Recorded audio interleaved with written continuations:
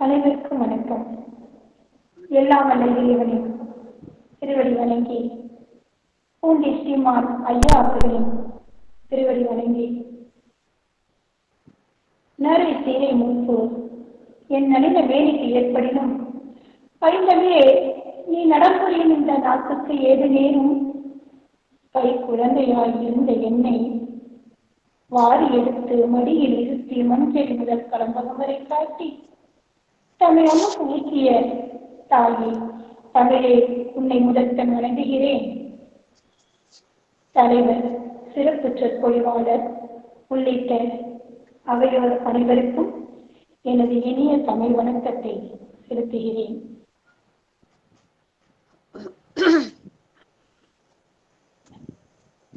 இந்நிகழ்ச்சிக்கு தலைமையேற்று சிறப்புற நடத்திட வருகை புரிந்திருக்கும் பன்முகம் கொண்ட கவின்கலை மன்ற தலைவரும் தமிழ்துறை தலைவரும் சிறந்த இலக்கியவாதியும் ஆய்வாளரும் ஆகிய முனைவர் பேராசிரியர் சிவாஜி கபிலன் அவர்களை அன்புடன் வருக வருக என்று இருக்கரம் குறித்து வரவேற்கிறேன்.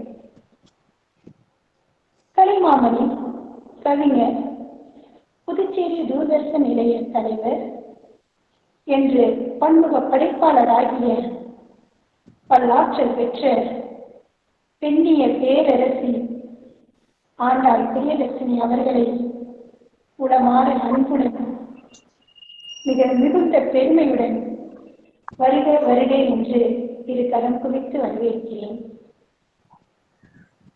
இந்நிகழ்ச்சி நடத்திட எமக்கு அனுமதி அளித்த எமது கல்லூரி முதல்வர் அவர்களை வருக வருக என்று அழைக்கிறேன். கலைப்புல தலைவர் அவர்களை அன்புடன் வருக வருக என்று அழைக்கிறேன். அறிவியல் புல தலைவர் அவர்களை உளமாற வருக வருக என்று அன்புடன் அழைக்கிறேன். தேர்வுநீதி கட்டுப்பாட்டாளர் அவர்களை வருக வருக என்று அழைக்கிறேன். வேளாண்மை இயக்குனர் அவர்களை வருக வருக என்று அன்புடன் அழைக்கிறேன். மற்றும் உள்கர மதிப்பீட்டு குழு ஒருங்கிணைப்பாளர் அன்புடன் வரவேற்கிறேன். இந்த இணைய வழி கருத்தரங்கில் பங்கேற்றுக் கொண்டிருக்கும் தமிழ் ஆர்வலர்கள், பேராசிரியர்கள், ஆய்வாளர்கள், மாணவர்கள் அனைவரையும் வருக வருக என்று உளமாற கரம் குவித்து வரவேற்கிறேன். நன்றி, வணக்கம்.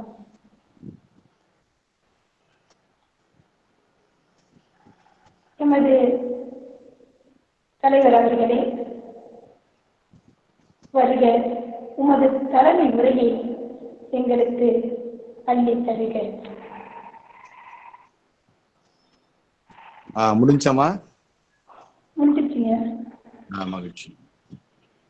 எனக்கு வாழ்வு தந்த வள்ளல், என் தலைமுறை தொடுதிடும் கடவுள், கல்வி கொடைவேந்தர் பூண்டி ஸ்ரீமான் ஐயா அவர்களை வணங்கி என்னுடைய உரையை தொடங்குகின்றேன். இன்றைய தினம் தஞ்சாவூர் பூண்டி வீரய்யமாண்டையார் நினைவு திருப்புட்பம் கல்லூரியினுடைய தன்னாட்சி கல்லூரியினுடைய தமிழ் உயராய்வு மையம் நடத்தி கொண்டிருக்கிற புது கவிதைகளில் பெண்ணியம் என்ற தலைப்பிலான இணையவழி பன்னாட்டு கருத்தரங்கனுடைய தலைமையேற்று இந்த நிகழ்வை தொடங்கி வைப்பதில் மிகுந்த மகிழ்ச்சி அடைகிறேன்.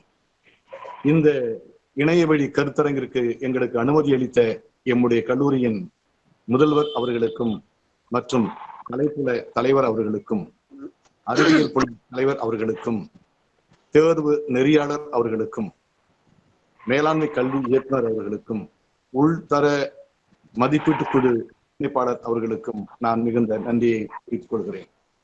இன்றைய சிறப்பு விருந்தினர் தமிழகம் மட்டுமல்லாது உலகளால் நாடுகளுக்கு சென்று தமிழினுடைய பெருமையையும் குறைப்பதாகும். அவருடைய குடும்பம் என்பது மிகச்சிறந்த திருநெல்வேலியிலே புகழ்பெற்ற புலவர் கணபதி ஐயா அவர்களுடைய மகளாக இருக்கிற இன்றைய சிறப்பு விருந்தினர் அவர்கள் மிகப்பெரிய குடும்பத்திலே பிறந்தவர். சென்னையிலே சாரதா பள்ளியிலும் எத்திராஜ் கல்லூரியில் அவர் பயின்று ஆங்கில இலக்கியம் பயின்றவராக இருந்தாலும் தமிழ் மீது கொண்டிருந்த பற்றின் காரணமாக அவர் நம்முடைய ஆழ்ந்த புலமையின் காரணமாகவும் பல நிலைகளில் அவர் பங்கு வகித்திருக்கிறார். பெருமைப்பட அவர் பணியாற்றி இருக்கிறார். அவர் தூர்தர்ஷனுடைய இயக்குநராக இருந்திருக்கிறார். அதன் பிறகு பணிநிறைவு பெற்றிருக்கிறார். அம்மையார் அவர்களுடைய கணவர் அவர்களும் மிகச்சிறந்த ஒரு இலக்கியவாதியாக திகழ்ந்து கொண்டிருக்கிறார். நான் திருச்சிக்கு சைவ சித்தாந்த நூற்பதிப்பு கழகத்தினுடைய மேலாளராக பணியாற்றிய ஐயா காலத்தி அவர்களோடு பேசிக் கொண்டிருக்கும் பொழுது அம்மா அவர்களுடைய தந்தையாரை பற்றி மிக புகழ்ந்து பேசுவார்கள். அதன் பிறகுதான் அவருடைய ஒரு படத்தையும் எடுத்து காட்டினார்கள். ஒரு நூலிலே இருந்த இந்த காணிக்கை என்று அந்த புகைப்படத்தையும் காட்டினார்கள். நான் சொல்வது ஏறத்தாழ ஒரு 25-30 ஆண்டுகளுக்கு முன்பாக நான் சொல்லிக் கொண்டிருக்கிறேன். இன்றைக்கும் ஐயா காலத்தி அவர்களோடு எனக்கு தொடர்பு இருக்கிறது. என்னுடைய நூல்களும் அங்கே விற்றுக் கொண்டிருக்கிறார்கள். ஐயா அவர்கள் பேசும்போது அம்மையார்களை பற்றி சொல்லி இருக்கிறார்கள். ஆக அந்த அளவில் என்னுடைய நண்பர் சொன்னார்கள், திருச்சி தூயவளனார் தன்னாட்சி கல்லூரியிலே பணியாற்றி கொண்டிருக்கிற நண்பர் முனைவர் பொன் புஷ்பராஜ் அவர்கள் அங்கே அவருடைய கல்லூரியிலும் அம்மா அவர்கள் எழுதிய தகனம் என்ற நூலை என்ற புதினத்தை அங்கே பாடமாக வைத்திருந்தார்கள். பிறகு அவர் பாரதிதாசன் பல்கலைக்கழகத்தினுடைய பாடத்திட்ட குழுவினுடைய உறுப்பினராக இருந்த பொழுது பலத்த போட்டிகளுக்கு இடையே அம்மையார்கள் எழுதிய புதினம் என்ற நாவலை அதனுடைய பொருண்மை கருதி அதனுடைய கருப்பொருள் கருதி வைக்க வேண்டும் என்று சொல்லி அப்பொழுது துறை தலைவராக இருந்த முனைவர் கே ராசா ஐயா அவர்களும் நம்முடைய தஞ்சாவூர் சார்ந்த நம்முடைய முனைவர் ஐயா மதிமானன் அவர்களும் அதை ஏற்றுக்கொண்டு பல்கலைக்கழக அளவிலே பாடமாக வைத்திருக்கிறார்கள் என்பதை நான் இங்கே பதிவு செய்ய கடமைப்பட்டிருக்கிறேன். எங்களுடைய கல்லூரியிலும் இளமுனைவர் பட்ட ஆய்விற்காக அப்பொழுது சுமார் ஒரு 8 அல்லது 11 ஆண்டுகளுக்கு முன்பாக ஜெயலட்சுமி என்ற மாணவி தகனம் என்ற இந்த நாவல் அம்மையார் அவர்களுடைய நாவல் எடுத்திருந்தார்கள். இந்த நாவலனுடைய சொல்லுகின்ற அந்த செய்தி என்ற நிகழ்வு என்பது மிக அற்புதமான நிகழ்வு. அவர் ஒரு தீர்க்கதரிசியாக இருந்து இந்த நாவலை எழுதியிருந்தார். ஆனால் இன்றைக்கு ஜெயந்தி என்ற பெண்மணி, கிருஷ்ணவேணி என்ற பெண்மணி, இன்னும் பலவாறான பெண்மணிகள் இன்றைக்கு அந்த தகனம் செய்யக்கூடிய பணியிலே அவர்கள் பணியாற்றி கொண்டிருக்கிறார்கள் என்பது இங்கே பதிவு செய்ய வேண்டிய முக்கியமான கருத்தாக இருக்கிறது. நான் முகநூலின் வாயிலாக நம்முடைய கவிஞர் அம்மா அவர்களோடு நான் தொடர்பிலே இருக்கிறேன், இணைப்பிலே இருக்கிறேன். தூரிகை கவிதை என்ற இணைப்பில் இருக்கிறேன். அவர்களுடைய நிகழ்வுகளை பார்த்துக் கொண்டிருக்கிறேன். அவர்களுடைய மகன் மகள் ஆகியோருடைய சிறப்பு நிகழ்வுகளையும் அவர்கள் பதிவிட்டுக் கொண்டிருக்கிறார்கள். பல இடங்களிலே பங்கேற்ற பல நிகழ்வுகளை எல்லாம் அவர்கள் எடுத்துரைத்துக் கொண்டிருக்கிறார்கள். ஆக அந்த அளவில் இன்றைய சிறப்பு விருந்தினர் நம்முடைய கல்லூரியினுடைய தமிழ் உயராய்வு மையத்திலே இணைய வழி கருத்தரங்கில் பங்கேற்பது குறித்து மிகுந்த மகிழ்ச்சியையும் அளவில்லாத ஒரு பெருமையையும் நான் அடைகிறோம் என்பது உண்மை. ஏனென்றால் மிக சிறந்த ஆளுமைகள் எல்லாம் இன்றைக்கு வேறு ஒரு பாங்கிலே அவர்கள் இயங்கிக் கொண்டிருக்கிற பொழுது அம்மையார் அவர்கள் கேட்ட மாத்திரத்திலேயே உடனடியாக நான் உங்களுடைய கல்லூரியினுடைய இணையவழி பயிலரங்கில் கருத்தரங்கில் நான் பேசுகிறேன் என்று சொன்னது எனக்கு மிகுந்த பெருமையையும் மகிழ்ச்சியையும் கொடுத்தது. இதை நாங்கள் வாழ்நாட்டில் மறக்க முடியாதாக கருதுகிறோம். அறிமுக உரையிலே அம்மையார் அவர்கள், ஜெயரோஜா அவர்கள் இந்த கருத்தரங்கை அவர் எப்படி நடத்த அவர்கள் துணிந்தார்கள், எவ்வளவு போராட்டங்களை சந்தித்தார்கள் என்றெல்லாம் சொல்ல இருக்கின்றார். ஆகவே அந்த வகையில் இந்த நிகழ்வினுடைய ஒருங்கிணைப்பாளர் பேராசிரியர் ஜெயரோஜா அவர்களை நான் உள்ள மகிழ்ச்சியோடு பாராட்டுகிறேன். மற்றும் இங்கே வருகை புரிந்திருக்கிற எம் துறை பேராசிரியர் பெருமக்கள் மற்றும் உலகளாவிய தமிழ் பேராசிரியர் பெருமக்கள், முனைவர் பட்ட மாணவர்கள், ஆய்வு மாணவர்கள், தமிழ் ஆர்வலர்கள் அனைவரையும் வருக வருக என்று வரவேற்பதில் மிகுந்த நான் மகிழ்ச்சி அடைந்து இந்த நிகழ்வை தொடங்கி வைக்கிறேன். ஏனென்றால் இப்பொழுது இங்கே கடுமையான மழையின் காரணமாக இங்கே நெட்டு சரியாக எடுக்கல.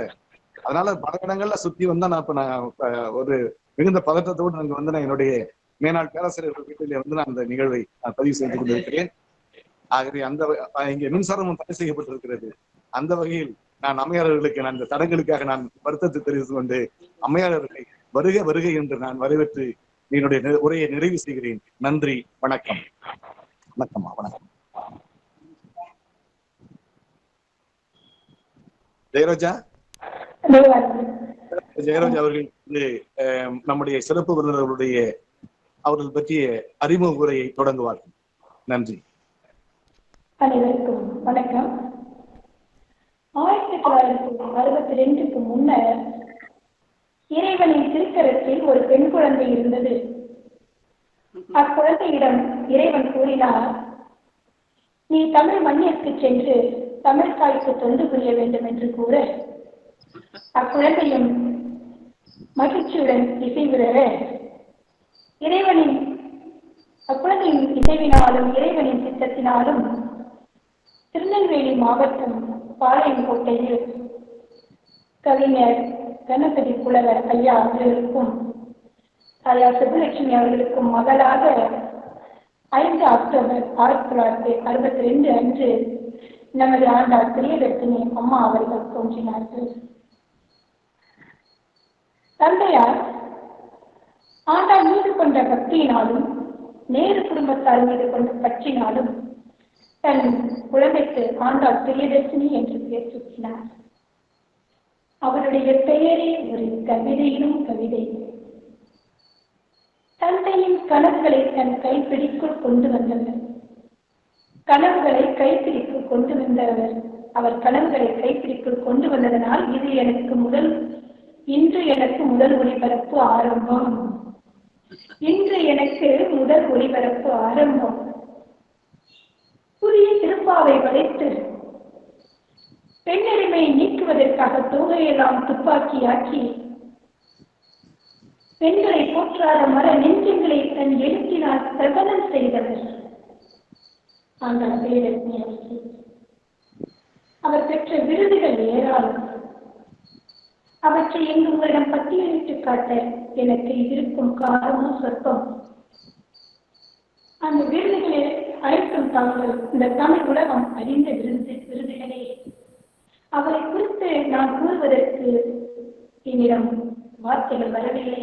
ஏனென்றால் அவர் இந்த அரங்கிற்கு வந்த மகிழ்ச்சியினால் என் உள்ளம் மிகவும் நிறைந்திருக்கின்றது. சிநேகமே தருகிறேன் என்னை சிலுவையில் அறைந்தவர்களுக்கும் என்ற அவருடைய கவிதை வரிகளின்படி இன்றும் புன்னகை பூத்த முகத்துடன் சிநேக முகத்துடன் காணப்படுவார்கள் அம்மா அவர்கள். இவரை முதன்முறை பார்க்கும் பொழுதே நமக்கு இவரிடம் நீண்ட நாள் பழகிய உணர்வு தோன்றும். இதனை நான் பாரதியார் பல்கலைக்கழகத்தில் இவரை முதல் முறை பார்த்த பொழுது உணர்ந்திருக்கிறேன். இன்று இந்த அரங்கில் பங்கேற்றுக் கொண்டிருக்கும் அனைவரும் உணர்ந்திருக்கிறீர்கள். பன்முக படைப்பாளர், நாவல், புதினம், புது கவிதை என்று இவர் கரம் படாத, இவர் எடுத்துக்கொள்ளப்படாத தமிழ் துறை இல்லை. தன் எழுத்தினால் இந்த தமிழ் உலகத்தை வசீகரம் செய்தவர்.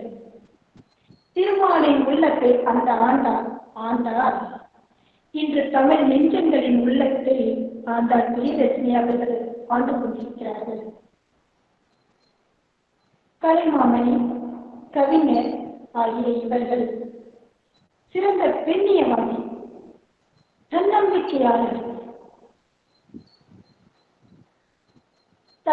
இவருடைய எழுத்துக்களை நீங்கள் வாசித்தீர்கள் என்றால், இவருடைய புத்தகத்தை நீங்கள் படித்தீர்கள் என்றால் உங்கள் உள்ளத்தில் தன்னம்பிக்கையும் வீரமும் விவேகமும் கூடும். பெண்ணை மிகவும் பெருமைப்படுத்தியவர், தெய்வ நிலைக்கு உயர்த்தி கூறுபவர். ஒரு காலத்தில் பெண் துறவியாக இயலாது என்ற ஒரு கருத்து சமுதாயத்தில் இருந்தது. சமண பௌத்தர்களின் காலத்தில் பிறகுதான் பெண் புத்த பிட்சுகளும் தோன்றினார்கள். துறவு கொண்டவர்கள் மட்டும் துறவிகள், பெண்ணும் ஒரு இல்லற துறவிதான் என்று கூறியவர். பல்குட நீரை அவருக்கு அபிஷேகம், தொப்புள் கொடியை அவருக்கு ருத்ராட்ச மாலை என்று பெண்ணை உயர்வுபடுத்தியவர். புதுச்சேரி தூர்தர்ஷன் நிலைய தலைவரும் ஆற்றல் பெற்றவருமாகிய இவர் பெரியார் பாரதியார் வழி நடப்பவர். பாரதியார் பாடல்களை பற்றுக் கொண்டவர். நல்ல ஓர் வீணை செய்தேன் என்பார் பாரதி. அப்படி நல்ல ஓர் வீணையாகிய ஆண்டாள் பிரியதர்சினி அவர்கள் சுருதி பிசகாத வீணையாக பெண்ணிய கருத்துக்களை சமுதாயத்திற்கு வழங்கிக் கொண்டிருப்பவர். இன்று நமது அரங்கிற்கும் பெண்ணிய கருத்துக்களை வழங்குவதற்கு பெண்ணிய பேரரசி ஆண்டாள் அவர்களே, ஆண்டாள் பிரியதர்சினி அவர்களே வருக, எமக்கு ஒரு கருத்துக்களை பள்ளி தருக. நன்றி, வணக்கம்.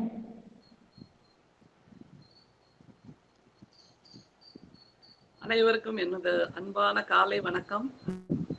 எப்போதுமே பாரதியை வணங்கித்தான் என்னுடைய உரையை துவங்குவது என் வழக்கம். இப்போதும் அப்படியே. தேடி சோறு நிதம் தின்று தினம் சின்னம் சிறுகதைகள் பேசி மனம் வாடி துன்பமிக உழன்று பிறர் வாட பல செயல்கள் செய்து நரைகூடி கிழப்பருவம் எய்தி வெறும் கூற்றுக்கு இறை எனப்பின் மாயும் வேடிக்கை மனிதரை போல நானும் வீழ்வேன் என்று நினைத்தாயோ என்று இந்த சமூகத்திடம், இந்த வாழ்க்கையிடம் சவால் விட்ட என்னுடைய பாரதியை வணங்கி துவங்குகின்றேன். மிகவும் அற்புதமான ஒரு காலை பொழுதாக இன்றைக்கு எனக்கு வாய்த்திருக்கிறது. அப்படி வாய்க்க வரம் கொடுத்திருக்கின்ற நம்முடைய பூண்டி புஷ்பம் கல்லூரி நிர்வாகத்தினர் அனைவருக்கும் நான் என்னுடைய மனமார்ந்த வணக்கத்தை தெரிவிக்கின்றேன். ஐயா சிவாஜி கபிலன் அவர்கள் பேசும்போது சொன்னார்கள், தஞ்சாவூரில் மழை பெய்து கொண்டிருக்கிறது என்று. ஒன்று தெரிகிறது ஐயா எங்களுக்கு, நல்லோர் ஒருவர் உளரேல் அவர் பொருட்டு எல்லோருக்கும் பெய்யும் மழை என்பதற்கு சான்றாக தஞ்சாவூர் முழுக்க நல்லவர்கள் நிறைந்திருக்கிறார்கள் என்பதன் சத்திய சாட்சிதான் இன்றைக்கு அங்கே பெய்து கொண்டிருக்கின்ற மழை.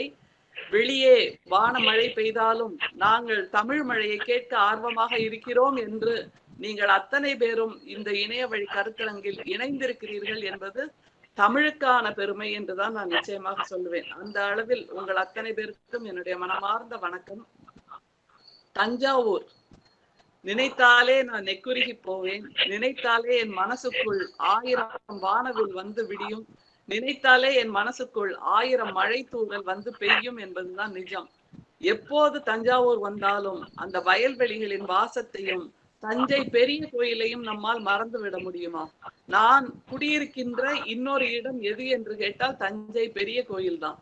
நம்முடைய தமிழகத்தின், தமிழ் இனத்தின், தமிழ் கலையின், தமிழ் தொன்மையின், தமிழ் பண்பாட்டின் காரமாக இருக்கின்ற பெரிய கோயிலை போல் எது அதே அளவில் மிக புகழ் பெற்ற சமூகத்துக்கு ஞான வெளிச்சம் தருகின்ற இன்னொரு திருத்தலம் என்று கேட்டால் நிச்சயமாக நம்முடைய பூண்டி புஷ்பம் கலை கல்லூரியை உறக்க சொல்லலாம் தோழர்களே. அந்த அளவில் இந்த கல்லூரியில் 1956 துவங்கப்பட்ட இந்த கல்லூரி இப்போது உலகளாவிய அளவில் பேரும் புகழும் பெற்று பல மாணவர்களை உருவாக்கி பலருக்கும் வாழ்க்கை கொடுத்து, பலருக்கும் வெளிச்சம் கொடுத்து, பலருக்கும் அவர்களுடைய முகத்தை உருவாக்கி கொடுத்திருக்கின்ற ஒரு கல்லூரி என்பதனால் இந்த கல்லூரியை வணங்கி மகிழ்கின்றேன். அதே போன்று ஐயா வாண்டையார் அவர்களின் குடும்பம், அதைத்தான் நாம் நினைத்து வணங்க வேண்டும். காரணம், செல்வந்தர்கள் இருக்கலாம், ஆனால் செல்வம் இருப்பதன் பயன் என்ன என்றால் சமூகத்துக்கு ஈந்தளிப்பதே என்று நிச்சயமாக நம்மால் சொல்ல முடியும். அந்த வகையில் இந்த தஞ்சையில் இருக்கின்ற மக்கள், இந்த தஞ்சையில் இருக்கின்ற மாணவர்கள், தஞ்சையில் இருக்கின்ற இளைஞர்கள் அடுத்த பீடத்திற்கு செல்வதற்கான ஒரு கல்வி பீடத்தை கொடுக்கின்ற கல்லூரியாக இருக்க வேண்டும் என்று வாண்டையார் ஐயா அவர்கள் ஆரம்பித்த இந்த கல்லூரி இப்போதும் பீடு நடை போடுகிறது என்பதை நினைக்கும் போது பெருமையாக இருக்கிறது. அந்த வகையில் ஐயா ஸ்ரீமான் வாண்டையார் ஐயா அவர்களுக்கு என்னுடைய மனமார்ந்த வணக்கத்தை தெரிவிக்கின்றேன். ஒரு முறை ஐயாவை நேரில் சந்திக்க வேண்டும் என்கின்ற அந்த என்னுடைய பேர் அவாவையும் இந்த நிகழ்வின் மூலமாக நான் வெளியிடுகின்றேன் தோழர்களே. நிச்சயமாக அப்படி ஒரு பாக்கியம் எனக்கு கிடைக்கும். அப்படி கிடைப்பதற்கு இறையருள் துணை புரியும் என்ற நம்பிக்கையும் எனக்கு இருக்கிறது. இந்த நிகழ்வில் எனக்கான அன்பு வார்த்தைகளை மழையாக பொழிந்த நம்முடைய தூரிகை சிவாஜி கபிலன் அவர்கள், ஆச்சரியமாக இருக்கிறது தோழர்களே, ஆச்சரியமாக இருக்கிறது.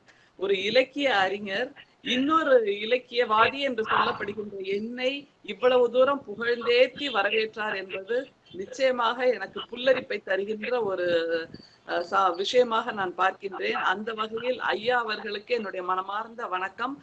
எவ்வளவு மழை பெய்தாலும், எவ்வளவு இடையூறுகள் ஏற்பட்டாலும் நான் கொண்ட கடமையில் தவறாமல் அவர் அங்கே முன்னின்று என்னை வரவேற்றார் என்பது எனக்கான பெருமை. ஏனென்றால் நாம் தொலைவினால் விலகி இருக்கிறோம், ஆனால் இதயங்களால் இணைந்திருக்கிறோம் என்பதற்கான சாட்சியாகத்தான் நான் இதை பார்க்கிறேன்.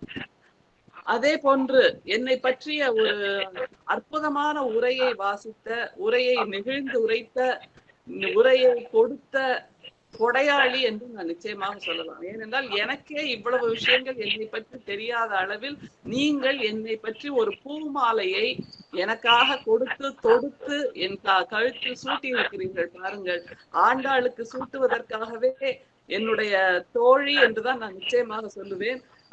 அம்மா ஜெய ரோஜா, ரோஜா என்கின்ற பெயர் இருப்பதனால் ரோஜா பூக்களாலேயே எனக்கு ஒரு மாலை சூட்டி இருக்கிறார். சூடி கொடுத்த ஆண்டாளுக்கு ஒரு சொல் மாலை சூட்டிய ஜெயரோஜா அவர்களுக்கு என்னுடைய மனமார்ந்த வணக்கம். எதிர்காலத்தில் நான் என்னுடைய வாழ்க்கையை சரிதமாக எழுதினால் யாரை வைத்து எழுத வேண்டும் என்கின்ற ஒற்றை வெளிச்சம் எனக்கு இப்போது கிடைத்திருக்கிறது. நிச்சயமாக ஜெயரோஜா அவர்கள்தான் என்னுடைய உள்ளுணர்வை, உள்ள கிடக்கையை முழுமையாக புரிந்து கொண்டவர்களாக இருக்கிறார்கள் என்பதனால் அவருக்கு அந்த வாய்ப்பை நல்கும் ஒரு நினைவு எனக்கு இப்போது வந்திருக்கிறது என்பதனால் நிச்சயமாக இது தமிழ் கூறும் நல்லுலகத்திற்கு நீங்கள் உங்களுடைய படைப்பின் மூலம், உங்களுடைய எழுத்தின் மூலம் பெரிய கொடையாக கொடுத்து கொண்டிருக்கிறீர்கள். இன்னமும் அந்த கொடைகள் தொடர வேண்டும் என்று ஐயா சிவாஜி கபிலன் அவர்களுக்கும் ஜெயரோஜா அவர்களுக்கும் நான் மனமார்ந்த நன்றியையும் வணக்கத்தையும் தெரிவிக்கின்றேன். அதே போன்று இந்த நிகழ்வில் நிறைய ஏராளமான பல கல்லூரிகளில், தமிழகம் முழுக்கம் இருக்கின்ற பல கல்லூரிகளில் இருந்து பேராசிரியர்களும் ஆராய்ச்சி மாணவர்களும் ஒன்றிணைந்திருக்கிறார்கள் என்பதை பார்த்து கொண்டே இருக்கிறேன். ஒவ்வொருவராக வந்து வணக்கம் சொல்லும் போது உங்கள் அத்தனை பேருக்கும் நான் தனித்தனியாக வணக்கம் சொல்ல வேண்டும். அந்த ஆசை, அந்த அவா எனக்கு உந்தி தள்ளுகிறது என்பதனால் இந்த நிகழ்வில் இணைந்திருக்கின்ற, இந்த கருத்தரங்க நிகழ்வில் இணைந்திருக்கின்ற அத்தனை நல்ல உள்ளங்களுக்கும் என்னுடைய மனமார்ந்த வணக்கத்தை தெரிவிக்கின்றேன். இந்த நிகழ்வை பற்றி என்னோடு ஜெயரோஜா அவர்களும் நம்முடைய சிவாஜி கபிலன் அவர்களும் பேசும்போது எனக்கு மிகவும் ஆச்சரியமாக இருந்தது. ஏனென்றால் தஞ்சை போன்ற ஒரு ஸ்மால் டவுன் என்று நிச்சயமாக சொல்லலாம். அது தமிழகத்தின் அமுத சுரபி என்று சொன்னாலும் கூட இன்னமும் இந்த மாதிரியான வார்த்தைகள் அங்கே சென்று சேர்ந்திருக்கிறதா என்கின்ற ஒரு நினைப்பு எனக்கு எப்போதுமே உண்டு. ஆனால் நாங்கள் அந்த புரிதலோடு இருக்கிறோம். இந்த இரண்டு பொருண்மைகளை பற்றி நீங்கள் எங்களுக்கு கூடுதலாக சொல்லுங்கள். உங்களின் மூலமாக எங்களுடைய இளைய தலைமுறைக்கு நாங்கள் பல தகவல்களை சொல்ல வேண்டும் என்ற விருப்பத்தை அவர்கள் தெரிவித்த போது நெக்குருகி போனேன் தோழர்களே. எனவே தமிழ் பேராசிரியர்கள் அத்தனை பேரும் சங்க இலக்கியத்தில் மட்டும் தேங்கி நிற்கிறார்கள் என்கின்ற அந்த குற்றச்சாட்டையும் கூட உடைப்பவர்களாக, துடை தெரிபவர்களாக நம்முடைய பூண்டி புஷ்பம் தமிழ் பேராசிரியர்கள் இருக்கிறார்கள் என்பதை பார்க்கும்போது மகிழ்ச்சியாக இருக்கிறது, பெருமையாக இருக்கிறது. இப்போதுள்ள இத்தற்கால கட்டத்தில், தற்கால இலக்கியத்தில், தற்கால சமூகத்தில் நிகழ்ந்து கொண்டிருக்கின்ற மாற்றங்களை நீங்கள் இருகரம் நீட்டி, கை நீட்டி வரவேற்று எங்களுடைய குழந்தைகளுக்கு இதை அள்ளி கொடுங்கள் என்று சொல்கிறீர்கள் அல்லவா? இந்த மனமாற்றம் தான் மிக முக்கியமான மாற்றமாக இருக்க முடியும் எந்த போராட்டத்திற்கும். எனவே அப்படிப்பட்ட ஒரு மனமாற்றத்தை நீங்கள் முதலில் உருவாக்கி அதை உங்களுடைய மாணவர்களுக்கு கையகப்படுத்துகிறீர்கள் என்பதனால் இந்த நிகழ்வில் இணைவதில் நானும் மிகவும் பெருமையாக இருக்கிறேன்.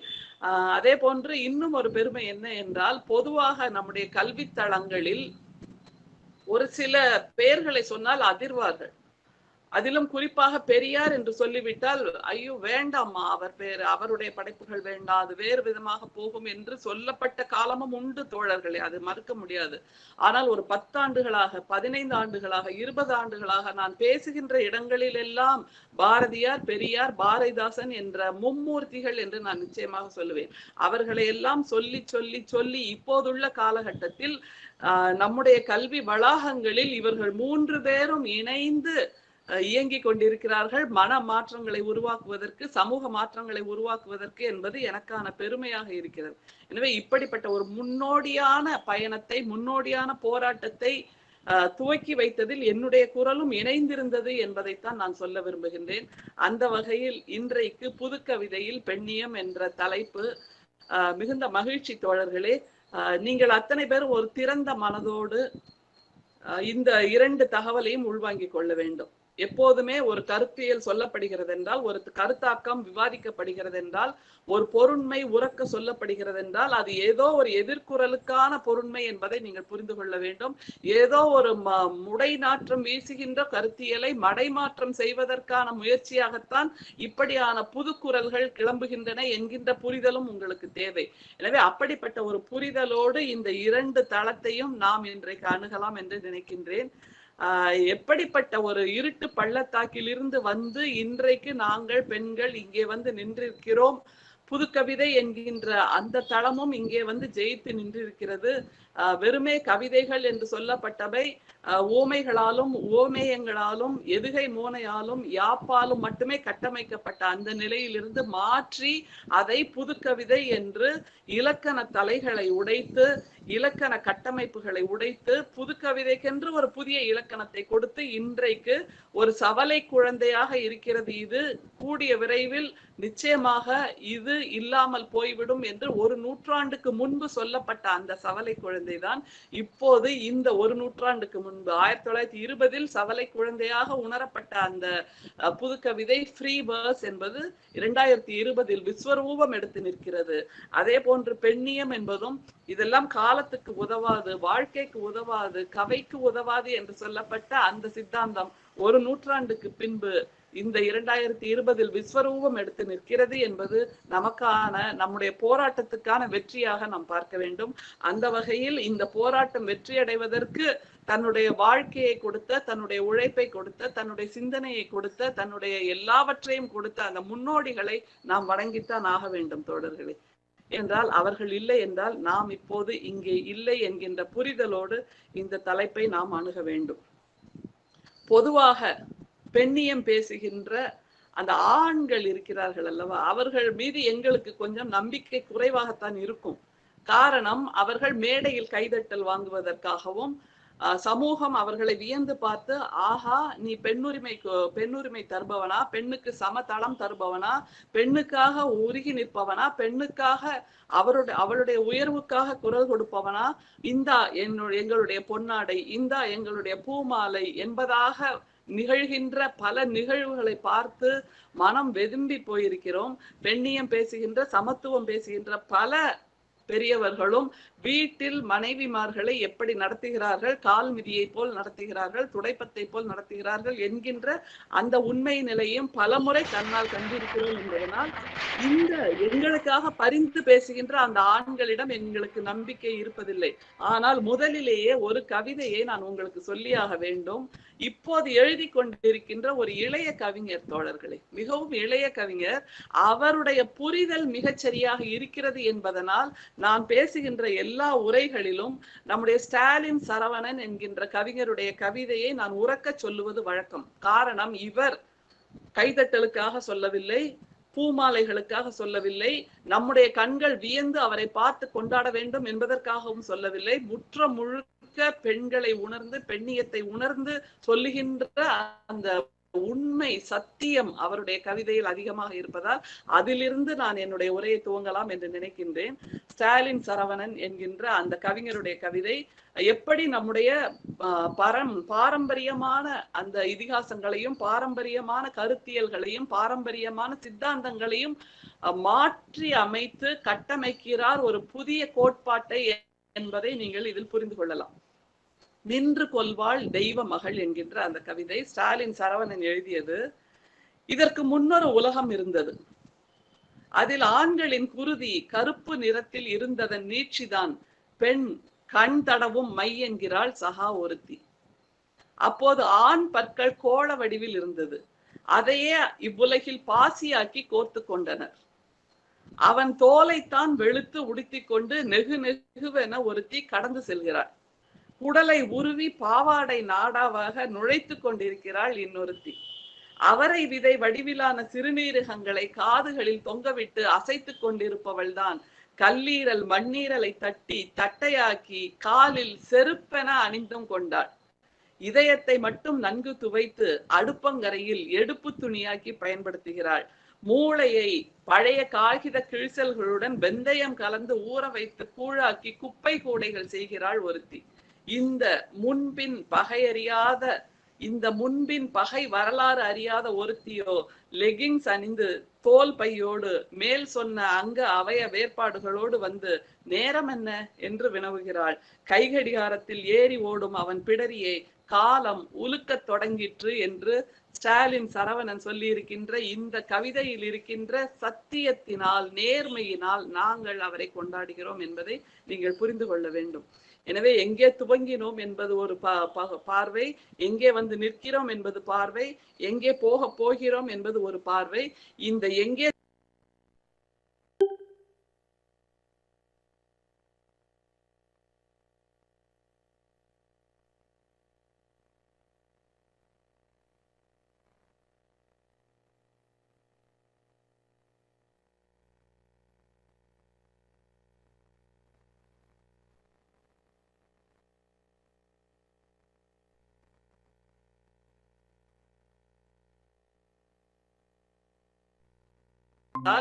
புதுக்கவிதை என்கின்ற அந்த புதிய இலக்கிய வடிவத்துக்கும் 18ஆம் நூற்றாண்டில் தான் விதை தூவப்பட்டது. பெண்ணியம் என்கின்ற அந்த சமூக புரட்சி குரலுக்கும் 18ஆம் நூற்றாண்டில் தான் விதை தூவப்பட்டது என்பதை புரிந்து கொள்ள வேண்டும். புதுக்கவிதையை முதலில் 2 நேர்கோடுகளை இணைப்பதை போன்ற ஒரு பொருண்மையாக நான் இன்றைய தலைப்பை பார்க்கிறேன். புதுக்கவிதை என்பது ஒரு நேர்கோடு, பெண்ணியம் என்பது ஒரு நேர்கோடு, இரண்டும் இணைகின்ற ஒரு தொடுவானமாக இன்றைய கருத்தரங்கம் நிச்சயமாக அமைந்திருக்கும். இந்த இரண்டும் தான் 20ஆம் நூற்றாண்டில் மக்கள் இயக்கங்களாக மாறியிருக்கின்றன என்கின்ற தெளிவு நமக்கு வேண்டும். இரண்டும் தான் மக்கள் இயக்கங்கள், பொதுமக்களின் கையில் வந்து சேர்ந்திருக்கின்ற 2 பெரும் ஆயுதங்கள் இந்த பெண்ணியம் என்பதும் புதுக்கவிதை என்பதனால் இப்போது இந்த 2 வார்த்தையும் மக்களின் புழங்கு மொழியாக மாறியிருக்கிறது. இதுவரைக்கும் கவிதை என்றால் பண்டிதர்களின் மொழியாக இருந்தது. பெண்ணியம் என்பது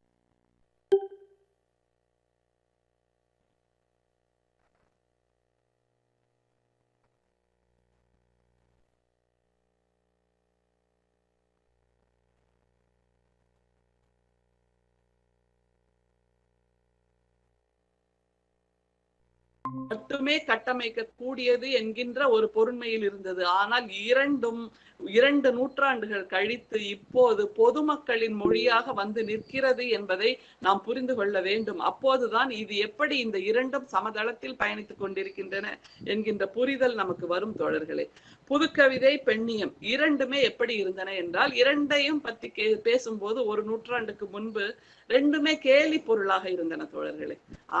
இதெல்லாம் எங்களுக்கு தெரியாதா என்கின்ற ஒரு கேலி, கற்றவர்கள் பகடி செய்கின்ற ஒரு விஷயம் எதுவாக இருந்தது என்றால் இந்த புதுக்கவிதை, பெண்ணியம் என்கின்ற இந்த 2 கோட்பாடுகளும் தான். இரண்டுமே ஒரே மாதிரியான எதிர்வினைகளைத்தான் சந்தித்தது.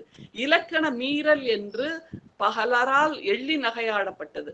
புதுக்கவிதை என்பது இலக்கணங்களை மீறியது என்றார்கள். பெண்ணியம் என்பதும் வாழ்வியல் இலக்கணங்களை மீறிய ஒன்று என்று, இரண்டுமே இலக்கணங்களை மீறிய செயல்பாடாக சமூகத்தால் எள்ளி நகையாடப்பட்டது. அதை தவிர இன்னும் ஒன்று, ஒரு ஜோசியம் மாதிரி சொல்லப்பட்டது. என்ன என்றால், இரண்டுமே வெகு சீக்கிரம் நசிந்து விடும் என்று சொன்னார்கள். வெகு சீக்கிரம் நசிந்து விடும் என்று சொன்னார்கள். அதை தவிர அந்த பாரம்பரியமான ட்ரெடிஷனலா பார்வை உள்ளவர்கள் என்ன தெரியுமா சொன்னார்கள்? எங்களுடைய பாரம்பரியம் தான் மேன்மையானது. பாரம்பரியத்தை உடைக்கின்ற எந்த ஒரு செயல்பாட்டையும் நாங்கள் ஏற்றுக்கொள்ள மாட்டோம். அடிமையாக சிலர் இருந்தாக வேண்டும், இலக்கணத்தை மீறாத அந்த தன்மையோடு சிலர் இருந்தாக வேண்டும், சில படைப்புகள் இருந்தாக வேண்டும், கவிதை இருந்தாக வேண்டும் என்று புதுக்கவிதைக்கு சொல்லப்பட்டது. பெண்கள் என்றால் இப்படிப்பட்ட நிலையில் தான் இருந்தாக வேண்டும், அவர்கள் எங்களுக்கு கீழானவர்கள் தான் என்கின்ற சனாதன குரலும் அதிகமாக இருந்தது. அதை தவிர விழுமியங்களை நீர்த்து போக வைக்கும் என்ற ஒரு குற்றச்சாட்டு இந்த 2 மீதும் பரப்பப்பட்டது தோழர்களே. விழுமியங்கள் இதுவரைக்கும் வாழ்க்கை மேம்பாடாக இருந்தது, மேம்பட்டதாக இருந்தது. அதற்கு நாங்கள் கட்டி காப்பாற்றி வருகின்ற இந்த விழுமியங்கள் தான் காரணம் என்று சொல்லப்பட்ட நிலையில், அந்த விழுமியங்களை எல்லாம் போக்குகின்ற 2 பொருண்மைகளாக இவை 2ஐயும் பார்த்தார்கள். சமூகத்தில் இவற்றால் கலகம் உண்டாகும் என்று அவர்கள் முன்னெச்சரிக்கை செய்தார்கள் தோழர்களே. புதுக்கவிதை என்கின்ற இலக்கிய வடிவம் பூமிக்குள் வரும்போது, சமூகத்திற்குள் வரும்போது, நிச்சயமாக படித்தவர்கள், பொதுமக்கள் என்கின்ற நிலையில் அவர்கள் இருவருக்கும் கலகம் உண்டாகும் என்று சொல்லப்பட்டது. அதே மாதிரி பாரம்பரிய பெண்ணியம் என்று வெறுமனே இல்லறம் மட்டுமே பெண்ணுக்கான முகம் என்று சொல்லப்பட்ட அந்த நிலை உடைக்கப்படும் போது, பொதுவெளியில், சமூக வெளியில் பெண் இயங்க துவங்கும் போது அதுவும் கலகம் விளைவிப்பதற்கான ஒரு கூற்றாக அமையும் என்று சொல்லப்பட்டது தோழர்களே. கவிதை இலக்கணம் தெரியாதவர்கள் தான் புதுக்கவிதை எழுதுவார்கள் என்று ஒரு குற்றச்சாட்டு, வாழ்க்கை இலக்கணம் தெரியாதவர்கள் தான் பெண்ணியம் பேசுவார்கள் என்று இன்னும் ஒரு குற்றச்சாட்டு என்று, இப்படியாக பலவிதமான குற்றச்சாட்டுகளை மேற்கொண்டுதான், சகித்து கொண்டுதான், தாங்கி கொண்டுதான் இந்த 2 பொருண்மைகளும் ஒரு நூற்றாண்டில் வளர்ந்து நிற்கின்றன என்கின்ற புரிதலை நான் முதலில் உங்களுக்கு தர விரும்புகின்றேன். இந்த போராட்டம் இயல்பான போராட்டமாக இருந்து விடவில்லை, சுலபமான போராட்டமாக இருந்து விடவில்லை. நிச்சயமாக புதுக்கவிதை அதற்கு முன்பு இருந்த மரபு கவிதை என்று இருக்கிறது அல்லவா, எப்போதுமே ஆள்பவர்களை போற்றி பாராட்டி, செல்வந்தர்களை போற்றி பாராட்டி, அவர்களிடம் சென்றால் தனக்கு ஏதாவது ஆதாயம் கிடைக்கும் என்பதனால் போலியாகவேனும் அவர்களை பாராட்டிய அந்த குரலிலிருந்து கவிதையை பிரித்தெடுத்து, இலக்கியத்தை பிரித்தெடுத்து பொதுமக்களின் குரலாக மாறியது என்பதை நாம் முதலில் புரிந்து கொள்ள வேண்டும். வெறுமனே சிம்மாசனங்களின் குரலாக இருந்த கவிதை இப்போது தெருவில் இறங்கி, வீதியில் இறங்கி, குடிசையின் குரலாகவும் மாறி இருக்கிறது. நம்மை போன்ற எளிய மக்களின் குரலாகவும் மாறி இருக்கிறது. நம்மை போன்றே அந்த கவிதைக்கும் வியர்வையும் கவிச்சி வாசமும் இருக்கின்ற ஒன்றாக மாறி இருக்கிறது. அதுவரைக்கும் புணுகும் ஜவ்வாதும் பூசிக்கொண்டு மேம்போக்காக, மேம்பட்டதாக, தெரிந்ததாக சொன்ன அந்த கவிதை என்கின்ற வடிவமைப்பு இப்போது நம்முடைய படைப்பாக, நம்முடைய மொழியாக, நம்முடைய வாழ்வியலை பேசி பக்கத்தில் வந்து நிற்கிறது என்பதைத்தான் நாம் புரிந்து கொள்ள வேண்டும். எனவே புதுக்கவிதை இப்போது இப்படியாக வந்திருக்கிறது. பல தலைகளை விலக்கி இலக்கணம் மீறிய இலக்கணமாக, புதுக்கவிதைக்கென்று இலக்கணம், அதுவரைக்கும் வெறுமை எதுகை, மோனை, யாப்பு, இயைபு என்றிருந்ததை மாற்றி படிமம்தான் புதுக்கவிதையின் மிக முக்கிய இலக்கணம் என்கின்ற நிலையை இப்போது புதுக்கவிதை எழுதி கொண்டிருக்கின்ற கவிஞர்கள் கொண்டு வந்து ஒரு புதிய படைப்பு இலக்கியத்தை, புதிய வகைப்பாட்டை கொடுத்திருக்கிறார்கள். நிச்சயமாக இப்போது எழுதி கொண்டிருக்கின்ற இளைஞர்கள் இதை மிக அற்புதமாக முன்னெடுத்து கொண்டிருக்கிறார்கள் என்பதில் எந்த விதமான ஐயமும் இல்லை. சிந்திக்க தூண்டுகின்ற ஒரு வடிவமாக இப்போது கையகப்பட்டிருக்கிறது. முன்பு இலக்கணம் தெரிய வேண்டும், இலக்கணம் தெரிய வேண்டும் என்று சொன்ன நிலையிலிருந்து மாறி இலக்கணம் தெரிய வேண்டிய அவசியம் இல்லை, இதயத்தில் ஈரம் கசிந்தால் போதும், அதுதான் கவிதையாக உருமாறுகிறது என்கின்ற அளவில் மனிதர்களை மனிதர்களாகவே வைத்திருக்கிறது. மனிதர்களை பண்டிதர்களாக வைத்திருந்த கவிதை என்பது மாறி மனிதர்களை மனிதர்களாகவே வைத்திருக்கின்ற கவிதையாக புது கவிதை நிச்சயமாக உருப்பெற்றிருக்கிறது. அதை தவிர இந்த புதுக்கவிதைக்காரர்கள் தான் சட்ட முன்வரைவை நமக்கு கொடுத்திருக்கிறார்கள் என்பதை நீங்கள் புரிந்து கொள்ள வேண்டும். இப்போது சட்டங்களாக எவையெல்லாம் மாறி இருக்கின்றனவோ அவை ஒரு நூற்றாண்டுக்கு முன்பு சட்ட முன்வரைவாக நமக்கு கொடுக்கப்பட்டது இந்த புது கவிஞர்களால், அதிலும் குறிப்பாக பாரதியாரால் என்பதை யாராலும் மறுத்துவிட முடியாது தோழர்களே. புதுக்கவிதை என்பதை வசன கவிதை என்று உலகளாவிய அளவில் ஏற்பட்டு கொண்டிருந்த மாற்றத்தை முதலாக தனக்குள் ஸ்வீகரித்து தமிழுக்கான பெரும் கொடையாக வசன கவிதை என்று, இருள் என்பது குறைவான ஒளி என்பதான ஒரு புதிய இலக்கிய மொழியை, சொல் புதிது, சுவை புதிது, சோதிமிக்க நவகவிதை என்று ஒரு புதிய மொழியை தமிழுக்கு கொடுத்த முதல் கொடையாளி நம்முடைய பாரதியார் தான். அதே பாரதியார் தான் பெண்ணுக்கான இலக்கணத்தையும் கொடுத்தார் தோழர்களே. அதுவரைக்கும் பெண்ணுக்கான இலக்கணமாக அச்சம், நாணம், மடம், பயிர்ப்பு என்று காலம் காலமாக யுகம் யுகமாக சொல்லப்பட்டு வந்த காலத்தில் பாரதியார் என்ன சொன்னார்? நிமிர்ந்த நன்னடை, நேர்கொண்ட பார்வை, நிலத்தில் யாருக்கும் அஞ்சாத நெறிகள், திமிர்ந்த ஞான செருக்கு, இது இருந்தால் போதும் பெண்ணுக்கு. அச்சம், நாணம், மடம், பயிர்ப்பு தேவையில்லை. நிமிர்ந்த நன்னடை, நேர்கொண்ட பார்வை, நிலத்தில் யாருக்கும் அஞ்சாத நெறிகள், திமிர்ந்த ஞான செருக்கு இருந்தால் அதுதான் பெண்ணியம் என்று முதலாக பெண்ணுக்கான குரலை எழுப்பியவர் நம்முடைய பாரதியார் தான் தோழர்களே. அதே போன்று பெரியார் எவ்வளவு அற்புதமாக சொன்னார்.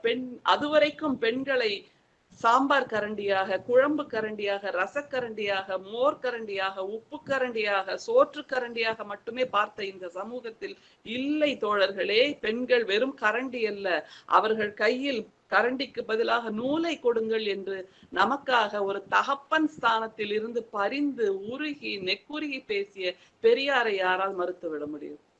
அதே போன்று பாரதிதாசன், கல்வியில்லா பெண்கள் களர் நிலம், அங்கே புல் விளையலாம், நல்ல புதல்வர்கள் விளைவதில்லை என்று, நல்ல புதல்வர்கள், நல்ல குழந்தைகள் உருவாவதற்கு கூட அந்த நிலம் பண்பட்டதாக இருக்க வேண்டும், கல்வியால் பண்பட்டதாக இருக்க வேண்டும் என்று புதுக்கவிதை வடிவில் நிச்சயமாக நமக்கான புதிய சித்தாந்தங்களை கொடுத்தார்.